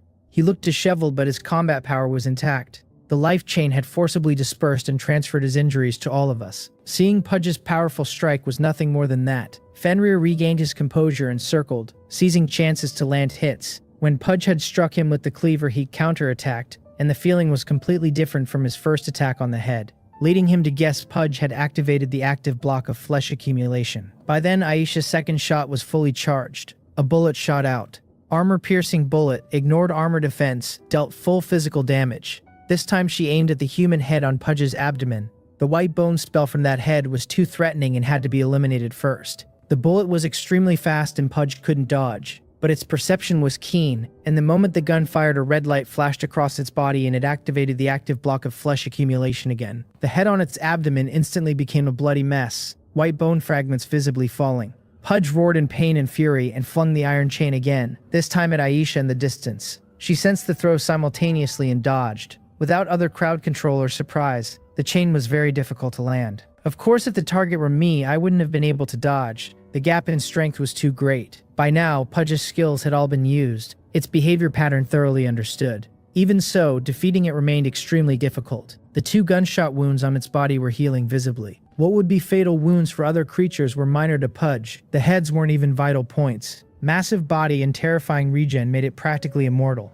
"Go," I said, drawing the bow and knocking an arrow. The protagonist of this battle was always going to be Martin, the one who wielded Holy Light. As my arrow struck Pudge's body, a holy light descended from the sky and completely enveloped Pudge's mountain-like flesh. Boundless black mist ascended. Mournful screams emanated. After the holy light dissipated, the toxic mist around Pudge thinned out, and its originally full body deflated by quite a bit. It didn't have the miraculous instant kill effect of the believers, but the damage from this single holy light healing far exceeded the combined work of Aisha and Fenrir, and Martin's holy light healing had no cooldown to speak of. One holy light after another fell. The poisonous mist around Pudge dissipated, its body even more pockmarked, black mist continuously rising. Clearly heavily injured, after releasing 5 holy lights in a row, Martin closed his holy book and stopped moving. I asked him why he wasn't continuing. Martin's smile didn't shift as he answered me. He was out of mana. I was stunned, then realized. Martin's machine gun spell casting had amazed me into forgetting that he was still only a level 1 elite. Even with epic items and a hero's foundation, that was the floor. He told me the stitched monster's self-healing was temporarily suppressed and the rest was up to me,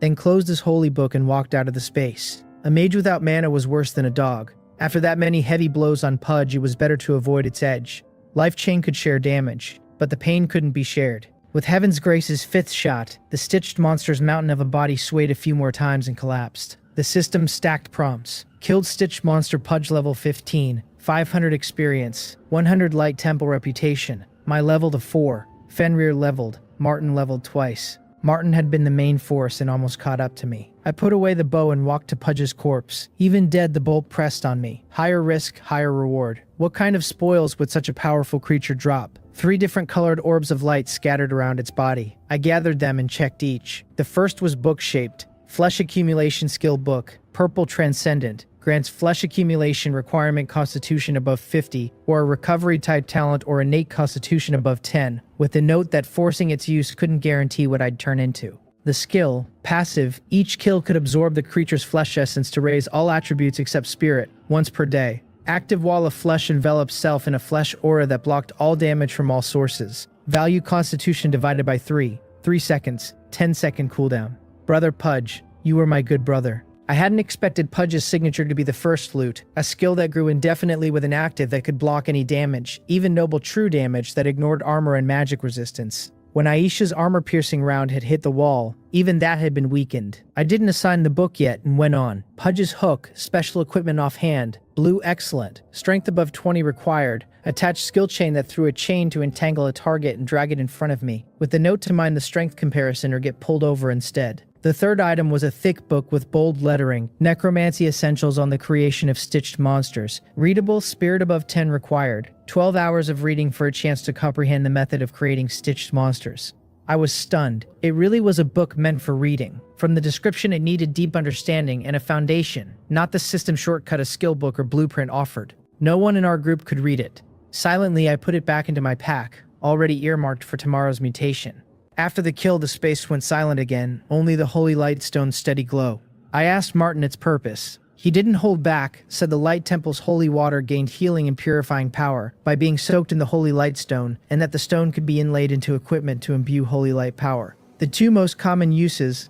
I asked whether anyone could take the holy lightstone away without prematurely opening the rift. His smile froze. Then he answered that it was possible if someone proficient in holy light could replace it and continuously suppress the rift around the clock. I dismissed the idea immediately. 3 or 4 days remained and Martin was too important to leave babysitting a stone. The time read past 1, more than half the day gone. The underground space fully explored.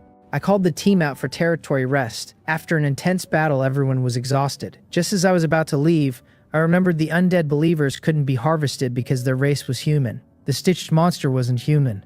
I went back. The moment my hand touched the flesh, a system prompt agreed, stitched monster Pudge's corpse blue, harvestable. I chose to harvest. The corpse turned into white light and disappeared, leaving an item. Stitched monster's soul essence, blue excellent, carries the soul power of a stitched monster, can create more, can also be purified into a pure soul essence to improve the aptitude of low aptitude units, with a friendly note that it saw me. I sighed at how the light orbs had nearly led me to miss it. Soul essence improving aptitude meant the subjects I'd painstakingly cultivated wouldn't fall behind because of bad rolls. My early investment wouldn't be wasted. I asked Martin if he could purify it. I wasn't planning to keep this essence to create a stitched monster. Who knew how long I'd wait for someone who could read that book? Besides, my territory was blessed by holy light and favored by nature. No place for evil things like that. Martin said the power of holy light clashed with the soul essence and currently he couldn't perfectly purify it without losing its power. Currently meant possible later, I asked. At least until he reached level 30. I told him he was well informed, and asked for other methods. Martin pondered, then suggested placing it in the moonwell to purify with the power of the moon goddess. I was delighted. I'd asked casually and he'd actually had a solution. I let everyone out of the mural space and closed the mural behind us. To prevent the creatures on the other side from coming over early, I'd reluctantly given up a precious extraordinary gem. Nothing must go wrong here in these 92 hours. The way back was uneventful. By 1:30 we were back in the territory enjoying the bonfire. 3.5 hours before dark. The smell of meat already drifted from the dining hall. I laid the spoils out and considered distribution. Make the best use of everything, I muttered. Giving to villagers was like using it myself. None of the rare items on the ground were for me. Flesh accumulation went to Fenrir first. I wanted it, a lifesaver that grew infinitely, but it would be a long time before I met the conditions. Didn't fit my best use principle. Besides me, only Fenrir and Martin met the requirements. And what kind of life-saving skill did a backline holy priest need? Fenrir's self-healing matched perfectly. He thanked me, fanatical that he could master an extraordinary great skill in his lifetime. The system reported his loyalty up to 99, marked diehard, with the note that diehard subordinates would not easily betray me and would regard my commands above all else. The prompt made me curious what 100 was. Aisha showed no apparent difference. Martin at 65 was already obedient. I dropped it. Pudge's hook went to Fenrir too. Even less controversial. He was excited beyond reason. In his view, he contributed the least and was getting most of the gains, like a lying down winner voted MVP. He told me he didn't deserve it. I told him to take it. This was for the territory's development. He swore everything for me and the territory.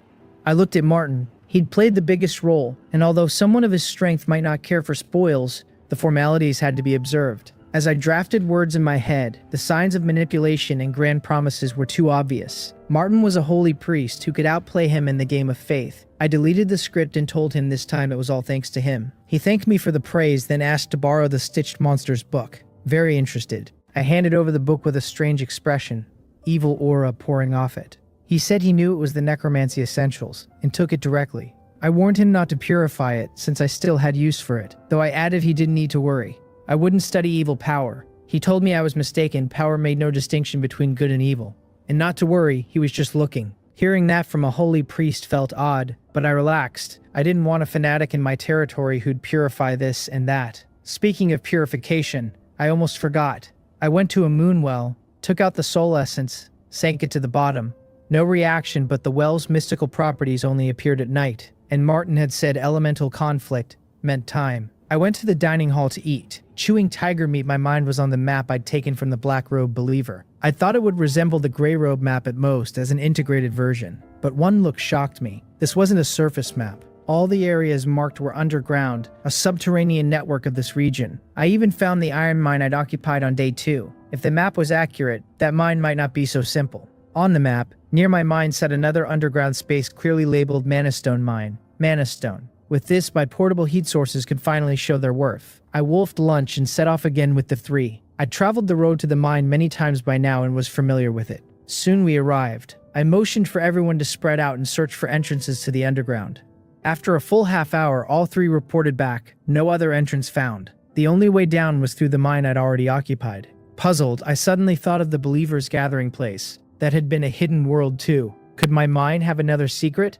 At the familiar mine, I told everyone my guess. I called Jisam and Jisa over too, who'd been mining here for 2 days and were the most familiar, and asked if there were any anomalies. I didn't expect much. If there was anything serious, I'd have already known. Jisam stammered that he'd discovered some anomalies this morning while mining. Seeing my displeasure, he quickly added that he was planning to report it tonight on return. No concealment intended. I told him not to let it happen again. In future, any abnormal situation must be reported immediately. Then I told him to lead the way. Time was pressing, so I called back the scattered mercenary group and followed G-Sam deeper. It was an abandoned tunnel, the end blocked by rubble. G-Sam said he'd heard a sound from the other side once, scared him to death. I waved him back to work, and at my signal Fenrir stepped forward. After his confirmation, the tunnel did connect to another. G-Sam returned with G-Sa, swinging pickaxes and sweating. As the next strike landed, a cold wind came from the other side. Then a system prompt arrived. Newbie protection period prompt. I was about to enter a dangerous area of the Manastone mine, occupied by 2 major underground races, and once I entered I'd be attacked by both sides. Suggested challenge level 15. A dangerous area suggested level 15. I waited. Combined with the Believer's gathering place, the challenge level was what was needed to clear the area, not the level of every creature inside. Passive attack stitched monsters probably weren't counted. The 5-level jump was actually a qualitative leap from Tier 0 to Tier 1. The stitched monster proved that. Our bullets were spent, Fenrir's ultimate had been used, our combat power was weakened, and gains hadn't been digested yet. Only Martin was in good condition, but I didn't know if the underground races were undead. Still, the mine looked far larger on the map than the Believer's gathering place. No way to fully explore today, no risk of meeting the strongest creatures. I decided to explore the periphery and clear small monsters. Let's take a look, I waved. Fenrir, with a tank's self-awareness, was first through the gap. His voice came back. No danger found. I stepped in with Aisha and Martin. The mine had been abandoned a long time. Dim, only bright light from the path behind us. Martin, I said, and a ball of light hovered up, his illumination spell. Fenrir had night vision and had already spotted something on the wall. A mana device. Mana mining lamp. Mana tool. Simple device. 1 mana stone supports it for 3 months. Abandoned for at least 3 months by the description, I approached and touched the mana stone in the lamp, and it turned to powder. I retracted my judgment. This iron was more than 3 months old, at least 30 years. After recruiting Martin, I'd asked about mana stones. Depleted ones didn't crumble like this. This was the power of time. The rust on the lighting device proved it. The mine had scattered things on the ground. Rails, mine carts, mana stones. The carts were dilapidated and lying down. A few mana stones around them dust-covered. Only the rails were covered in mysterious patterns and a faint glow circulated through them, resisting time's erosion. I packed the mine carts into my pack, repairable with iron at the blacksmith. Intact mine carts were quite useful. I didn't expect a network where carts ran automatically, but even polar people pushing stone-loaded carts would be good. I mobilized everyone to pick up the scattered carts and mana stones. Counted up, the harvest was abundant. Just by picking up trash, I had 11 mana stones and 7 damaged carts. The rails were embedded and unmovable, but once I cleared out the mine and could mine mana stones, the rails would come into use. Let's keep moving forward. The space connected to 7 or 8 other tunnels, and I picked one at random. Fenrir led, the rest followed. To avoid getting lost on the way back, his shadow wolf urinated in place. Walking and marking like that, before long a quiet rustle came from up ahead. A dungeon rat demon. Fenrir and the shadow wolf shared vision in a small range. We approached. The source was two creatures with rat heads and human bodies, like large rats magnified several times, walking upright. From perennial subterranean existence, the rat demons were less than a meter tall, with slender limbs perfect for narrow shafts. Their smell was sharp. The moment we approached, they bolted into the depths and vanished. Fenrir, night vision, gave chase. He returned holding two corpses, reporting he had not failed me. No harvestable prompt appeared. I wondered if the system didn't provide collection for humanoid or somewhat intelligent creatures. As Fenrir tossed the bodies, a stone rolled out, a mana stone with clear teeth marks. I couldn't sit still. These rat demons gnawed mana stones, and I'd long considered this vein my own. Encroachment on my private property. Quicken the pace, I told them. I couldn't imagine how many more were gnawing through this sprawling mine. We accelerated but kept the team together. No scattering for efficiency. Aisha killed a rat demon level 4, 10 experience. Fenrir killed one level 6, 15, both leveled to 7. I checked the time, 4 in the afternoon, and had a plan. About time to withdraw, half an hour back to the iron mine and a bit more to the territory. I called the team to clear the battlefield and decided to return tomorrow. 41 mana stones from the rat demons. The rat demons we'd encountered were level 4 through 8, easy mowing, partly because the map let me avoid main shafts in large spaces. The group followed the shadow wolf back. As we approached the iron mine, my tense heart relaxed. Only rat demons so far, but the protection prompt had said 2 underground races inhabited this mine. A wolf howl came from nearby. Damn it, I cursed. The shadow wolf leading the way had been attacked in stealth mode the first time it had been detected. Yesterday, the wolf had walked face to face past a level 10 believer without being detected. Fenrir stood beside me looking very serious and reminded me that this was definitely a formidable enemy, the wolf, and he had lost contact. I knew this couldn't be avoided. We had to face it head on, unless I wanted to spend the night in the mine. We bypassed the last shaft and returned to the initial mine. The room was empty. Only the shadow wolf lay disemboweled in a pool of blood. My heart sank. Had it already retreated, or I subtly shifted my feet a bit closer to Aisha? Feeling her faint natural fragrance, the thorns on my back lessened considerably. My heart calmed. A creature hidden in the shadows whose killing intent I could perceive couldn't be that strong. What was there to be afraid of? Dragging this out wouldn't work. I gave Fenrir a meaningful look. He understood, slowed his steps, and fell a few meters behind us three. The presence in the dark was patient, still. Just as Aisha and I and Martin passed through the passage and returned to the original iron mine, the hidden hunter finally moved. The ground suddenly cracked open and sharp rock spikes shot up from underground like blades. Fenrir had no time to react. His body propelled violently upward into midair. A creature resembling a scarab beetle, sharp bone spurs covering its limb joints, followed close. 2 forelimbs swinging in a cross at Fenrir in midair. Since we'd been the bait exposing a weakness, we were prepared. Fenrir activated his newly acquired flesh wall, endured the rock spikes without serious injury, retained enough strength in midair to keep his throat and head out of the kill zone. When he landed heavily, Aisha's arrow arrived. The arrow, carrying the full power of a 3-second charge, cut through flying dust and accurately struck the beetle's compound eye. I had no weapon and could only watch from the side, but I wasn't too nervous. This was only a level 10 elite, and a creature skilled in assassination, not sustained combat. Dungeon Beetle, level 10. Insectoid, elite, green excellent, strength 19, agility 34, constitution 29, spirit 25, talent perception that detected cloaked targets within a 3-meter radius, skills earth spike, retaliation, burrow. Earth spike condensed rock spikes that pierced and threw the target into the air with stun on landing. Retaliation entered stealth, increased movement speed, and doubled the damage of the breaking attack. Burrow could go underground and quickly restore status. The key was preventing escape. With both stealth and burrow, this thing was too mobile, and beyond the loot loss, its skills were a fatal threat to the polar people mining. The whole territory's development would slow. This dungeon beetle had to die today. Subordinates obeyed. Fenrir sprang up with a carp flip, let out a howl that triggered Wolf Howl, and charged the spiky beetle hand to hand. With Fenrir engaging, Aisha charged in peace. 1 second, 2, 3. Sensing the rising killing intent, the beetle shoved Fenrir away and jabbed both forelimbs into the ground. Earth spike. But the target wasn't Fenrir. The spike pierced straight at Aisha. As it was about to send her flying, she shifted her feet and dodged. A flicker of joy in the beetle's compound eyes. Dodging didn't matter. What it wanted was the moment. Its forelimbs thrashed and dug a passage. As it was about to burrow and escape,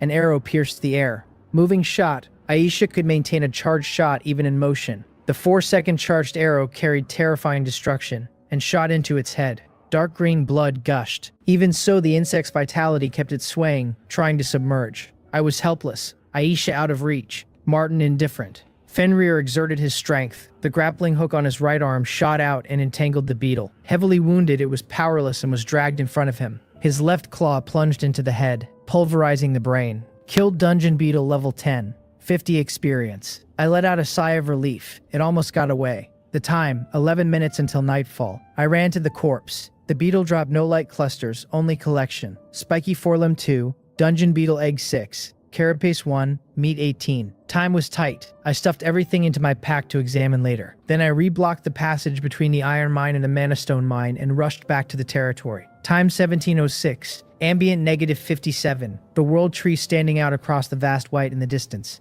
Almost there. My first time outside the territory after nightfall. After dark, the temperature plummeted. In 5 or 6 minutes, it had dropped from negative 34 to negative 57, and now negative 58. If not for the level ups, the thick tiger fur coat, and Martin's holy light protection, I'd have turned into an ice pop. The polar people were more cold accustomed, but only by day. After nightfall, they were already trembling. Fenrir had the highest physique and said he could last another 10 minutes. Ice crystals had formed on Aisha's eyelashes, hands clasped to her chest, freezing too.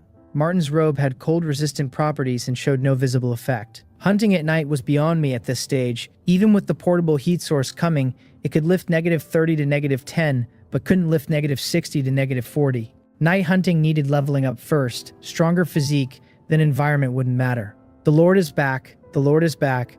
Cheers came from afar, interrupting my thoughts.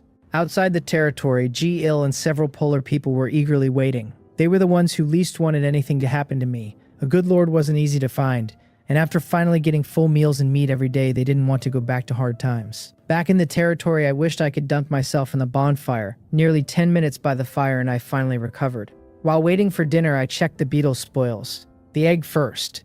Dungeon Beetle egg, blue excellent. Can hatch a dungeon beetle, the note saying place in warm underground areas with earth elemental crystals to increase the success rate. My eyes lit up. Crowd control, stealth, life-saving. The insect race matured extremely quickly. A successful hatch meant near immediate combat force. Unlike that thing, I muttered, glancing at the constant temperature box still incubating the shadow tiger egg with no signs of life after nearly 2 days. I went to the nursery, dug a small hole a few dozen centimeters deep, placed the 6 insect eggs and 1 primary earth elemental crystal in. We'd see which hatched first. The forelimbs could craft daggers, but I had no high-level blueprints, and standard weapons would waste them. Same for the carapace. Possibly stealth equipment with a skilled blacksmith. Both went into storage. The meat I'd try tonight. Time for a change from tiger. G-Il, extra meal tonight. I called the captain over and handed him the beetle meat. Then I went to the market. The Moonwell water I'd listed was still popular. 5 portions for basic resources had sold out. My Moonspring water purchased 195 wood after fee, another for 97 stone. The rest for blueprints and rare items. Had people frantically PMing. I opened one. Hey, what a coincidence. Han Zheng. Once I'd replied to a private message, I'd keep receiving messages from that sender. Han Zheng was anxious. His messages came in a flurry. My tiger meat was really effective. I wasn't telling the truth. Did I still have Moonspring water? The item was precious. Why didn't I raise the price? If I didn't want to ruin my reputation, he could be the bad guy and pay a 20% premium at 360 wood per unit, as much as I had. 30%, his lowest healing items would become common and lose value. Then begging me to stop the silent treatment. To make light wound healing potion, he'd lost his house, his family ruined by him. My Moonspring water more effective and cheaper was killing him. Then admitting defeat and begging me to raise the price. I thought, is he under that much pressure? Why is he acting like a lunatic? I checked the market's transaction records for the main materials. Han Zheng had bought them in bulk yesterday at an average of 300 wood, and the light wound healing potion had sold 12 bottles at an average of 180. All right, you were the true king of charity, but had the market saturated this fast? I'd only listed single-digit units against nearly 10,000 lords, and these were consumables. Unless there was a competitor, I entered the keyword healing in the market. Several pages popped up. Bandage, bandage, bandage. I understood. Bandages plus Moonspring water had locked the price. The potion was middle, quick on minor injuries, only alleviating severe. Severe injury people went for Moonspring water. Minor injury people used bandages. Still a market but no monopoly. Served him right. I switched to private chat and typed call me daddy. Han Zheng replied in less than a second. Daddy. Hey, good evening, obedient son. He asked. Now that we were family, where had my Moonspring water come from and how much did I have left? Could he afford it? I told him he was too late. It was all gone. I added in my mind, today's is gone. Gone, I don't believe you, he muttered. but sent that he looked forward to our next cooperation. Hanjong immediately modified his 3 bottles, raising the price from 90 stone or 30 iron or 2 primary elemental crystals to 130 stone or 50 iron or 3. He told himself he didn't care true or false. He'd raise the price as a sign of respect. His move. My turn. As night fell, most lords were idle and sensitive to market fluctuations. In the regional channel, someone had already noticed. Hanjong, you greedy merchant, still raising prices. Just wait for Great God Gang Yu's Moonspring water tomorrow. What if he doesn't list tomorrow? Could Hanjong have inside info? Quick, Gang Yu, will there be Moonspring water tomorrow? Hanjong looked at the chat and smiled, then bought 1 stone from the market for 100 wood. The rhythm was orchestrated by him paying someone to lead. If I didn't respond, his potions could sell at a high price. If I did, he'd at least know I still had stock. I didn't know about Hanjong's many schemes. I was happily picking blueprints. Recipe for spicy rabbit meat. White common, after use grants the dish. Recommended for those with cooking skills. Effect depending on ingredients and skill. With the spice list calling for rabbit meat, chili, Sichuan peppercorns, ginger, white sugar, and clear water with rabbit meat and chili essential. After consumption, the dish increased cold resistance for 30 minutes and granted constitution +1. Good, eating spicy to resist the cold. I'd take it. Fine iron arrow production blueprint was good too. Although I didn't use them much, my advanced bow used invisible arrows, but selling finished arrows was always more profitable than dumping raw iron. The last was the high-priced skill book. Explosive Fireball skill book, green excellent. Requirement spirit at least 10. After charging 3 seconds, released an explosive fireball dealing 220% spell damage, with the 5-second burning effect of 20% spell power per second.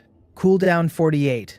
Mana cost 50. Strong, but the requirement was high for current lords, and I exchanged 5 units of Moonspring water plus a Shadow Tiger egg for it. Both sides satisfied. The seller got resources plus a pet egg, better than the skill book. For me, 5 units was a few hours of production, and Aisha had said the egg's aura was weak. Only a pet if hatched, otherwise food. Huge profit too. I learned the skill immediately. No mutating tomorrow. Mutations were unstable. The medical kit had turned into a recruitment scroll. 10 spirit, my attributes just hit 10.04 with the level ups and Lord's powers 13%.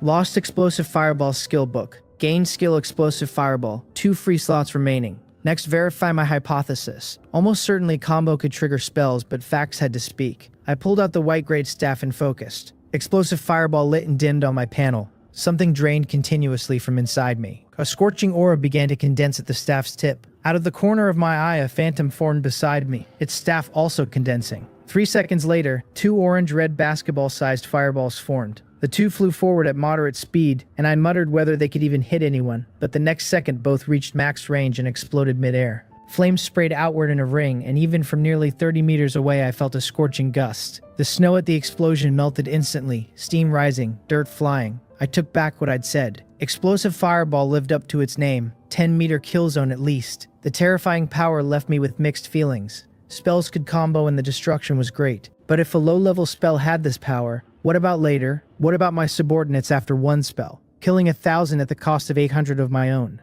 If I didn't understand, ask. Native mages must have a solution. Martin, I said, I have a question. He pondered, then said this involved a new concept, skill mastery. He explained that although skill books gave us skills directly, they were fixed, rigid as a predetermined program. The fireball I'd just cast required a 3-second chant I couldn't skip, and I couldn't control range, power, cooldown. I controlled only when to cast and the target. He paused. A dazzling holy light appeared in his hand, transformed into a sword, and slashed at me. I felt only a slight burning sensation and a faint sting. Truly top-tier powerhouses had mastered their skills, could use them at will, no harming teammates, just like the holy light punishment he'd just used. His words opened a door for me. I asked whether all skills had mastery, including passives, including Fenrir's flesh accumulation. All should. He said he didn't know what flesh accumulation would gain at full mastery, but he speculated flesh wall could achieve partial protection, reduced energy loss, enhanced local strength. In gaming terms, increased defense, reduced cooldown, increased duration, even on-off at will. The question I cared about most, how does one truly master a skill? Martin had a draft ready. This was a domain only heroes began to access, even he was just starting. For now, I could only use the dumb way, use it more often. The skill book had already engraved the essence of the skill onto my soul. The dumb way I understood. Practice. I had plenty of time and the long night was perfect, but groundwork first. I checked mana. 151 of 200, several minutes since the cast and I'd recovered only 1 point. The natural rate was too slow.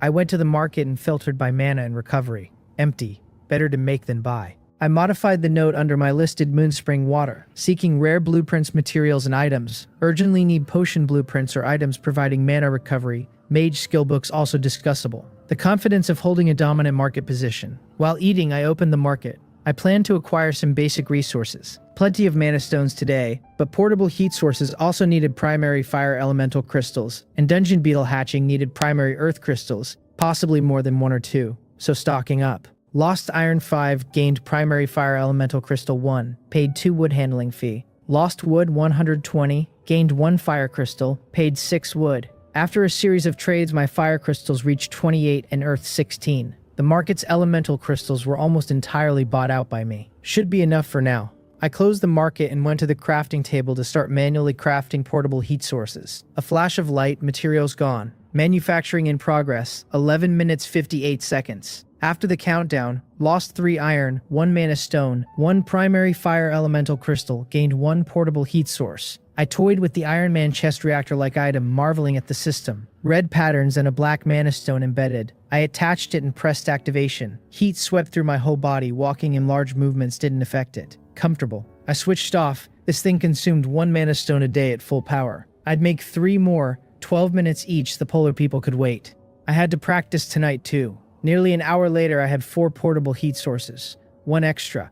I messaged Tan Chungu through private chat. Brother Tan, list any wood for sale. He was in public channel, saw the PM, obeyed. Lord Gang Yu wants to exchange 1 portable heat source and 3 mana stones for 1 wood. Do you agree? He'd already found mana stones. Tan Chungu was inwardly shocked. Only one day I'd acquired something he hadn't even heard of, and I was giving him 1 for free. He declined, told me he wasn't worthy. I told him to take it. With this, his exploration range expanded, and if he found blueprints he didn't need later to remember me. He thanked me as Brother Gang and said he wouldn't be polite. Lost 1 portable heat source and 3 mana stones, gained 1 wood, paid 15 wood handling fee. Surprisingly high, I estimated it was a system limit on strong individuals helping weaker ones excessively. I started organizing the day's work. Tomorrow's warmth solved. The territory expanded after the level 3 bonfire and the 4th and 5th moon wells were arranged. Today's resources tallied, trades handled. Oh, right, dungeon beetle. I went back to the nursery, redug the incubation spot, and placed 5 more primary earth elemental crystals at once. 6 eggs, 6 crystals reasonable. My gaze fell on the constant temperature box. If this shadow tiger didn't hatch soon, it would only ever be raised as a kitten.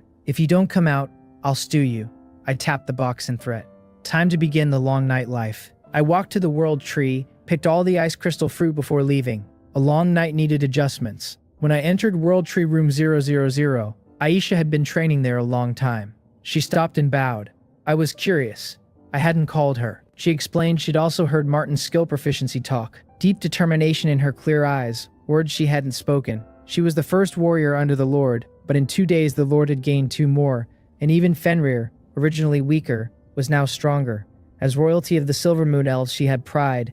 She could not allow herself to fall behind my pace. Storm infused her body. Her speed reached its limit. Wind step. At high speed, she drew the bow and notched an arrow, holding without firing. Charge shot. Use it often, practice diligently. Martin's words. Room 000 was extremely spacious. Plenty for several practitioners. She was diligent. I was happy to let her be. I watched a while and began my own practice. After a few explosive fireballs, I gained nothing except tiring myself. But I wasn't discouraged. Practice took more than a day. I was only level 4, only 10 spirit. Accumulated experience might yield more later. After exhausting mana, I sat cross-legged, admiring the beauty beside me. Glad Aisha was with me, otherwise waiting for mana would be agonizing. Cast, wait, cast, wait. After dozens of repetitions, a dizzy spell hit. Excessive mental exertion. Casting consumed mana and mental energy too. The system's help limited my control to target selection, but dozens still added up at my spirit. Aisha was full of vigor, though her coat was off and sweat dripped. Training wasn't easy for her either. Rest early, good night, Aisha. I went back to my room but didn't fall asleep immediately. My mind racing about tomorrow's mutation, the Mana Stone mine,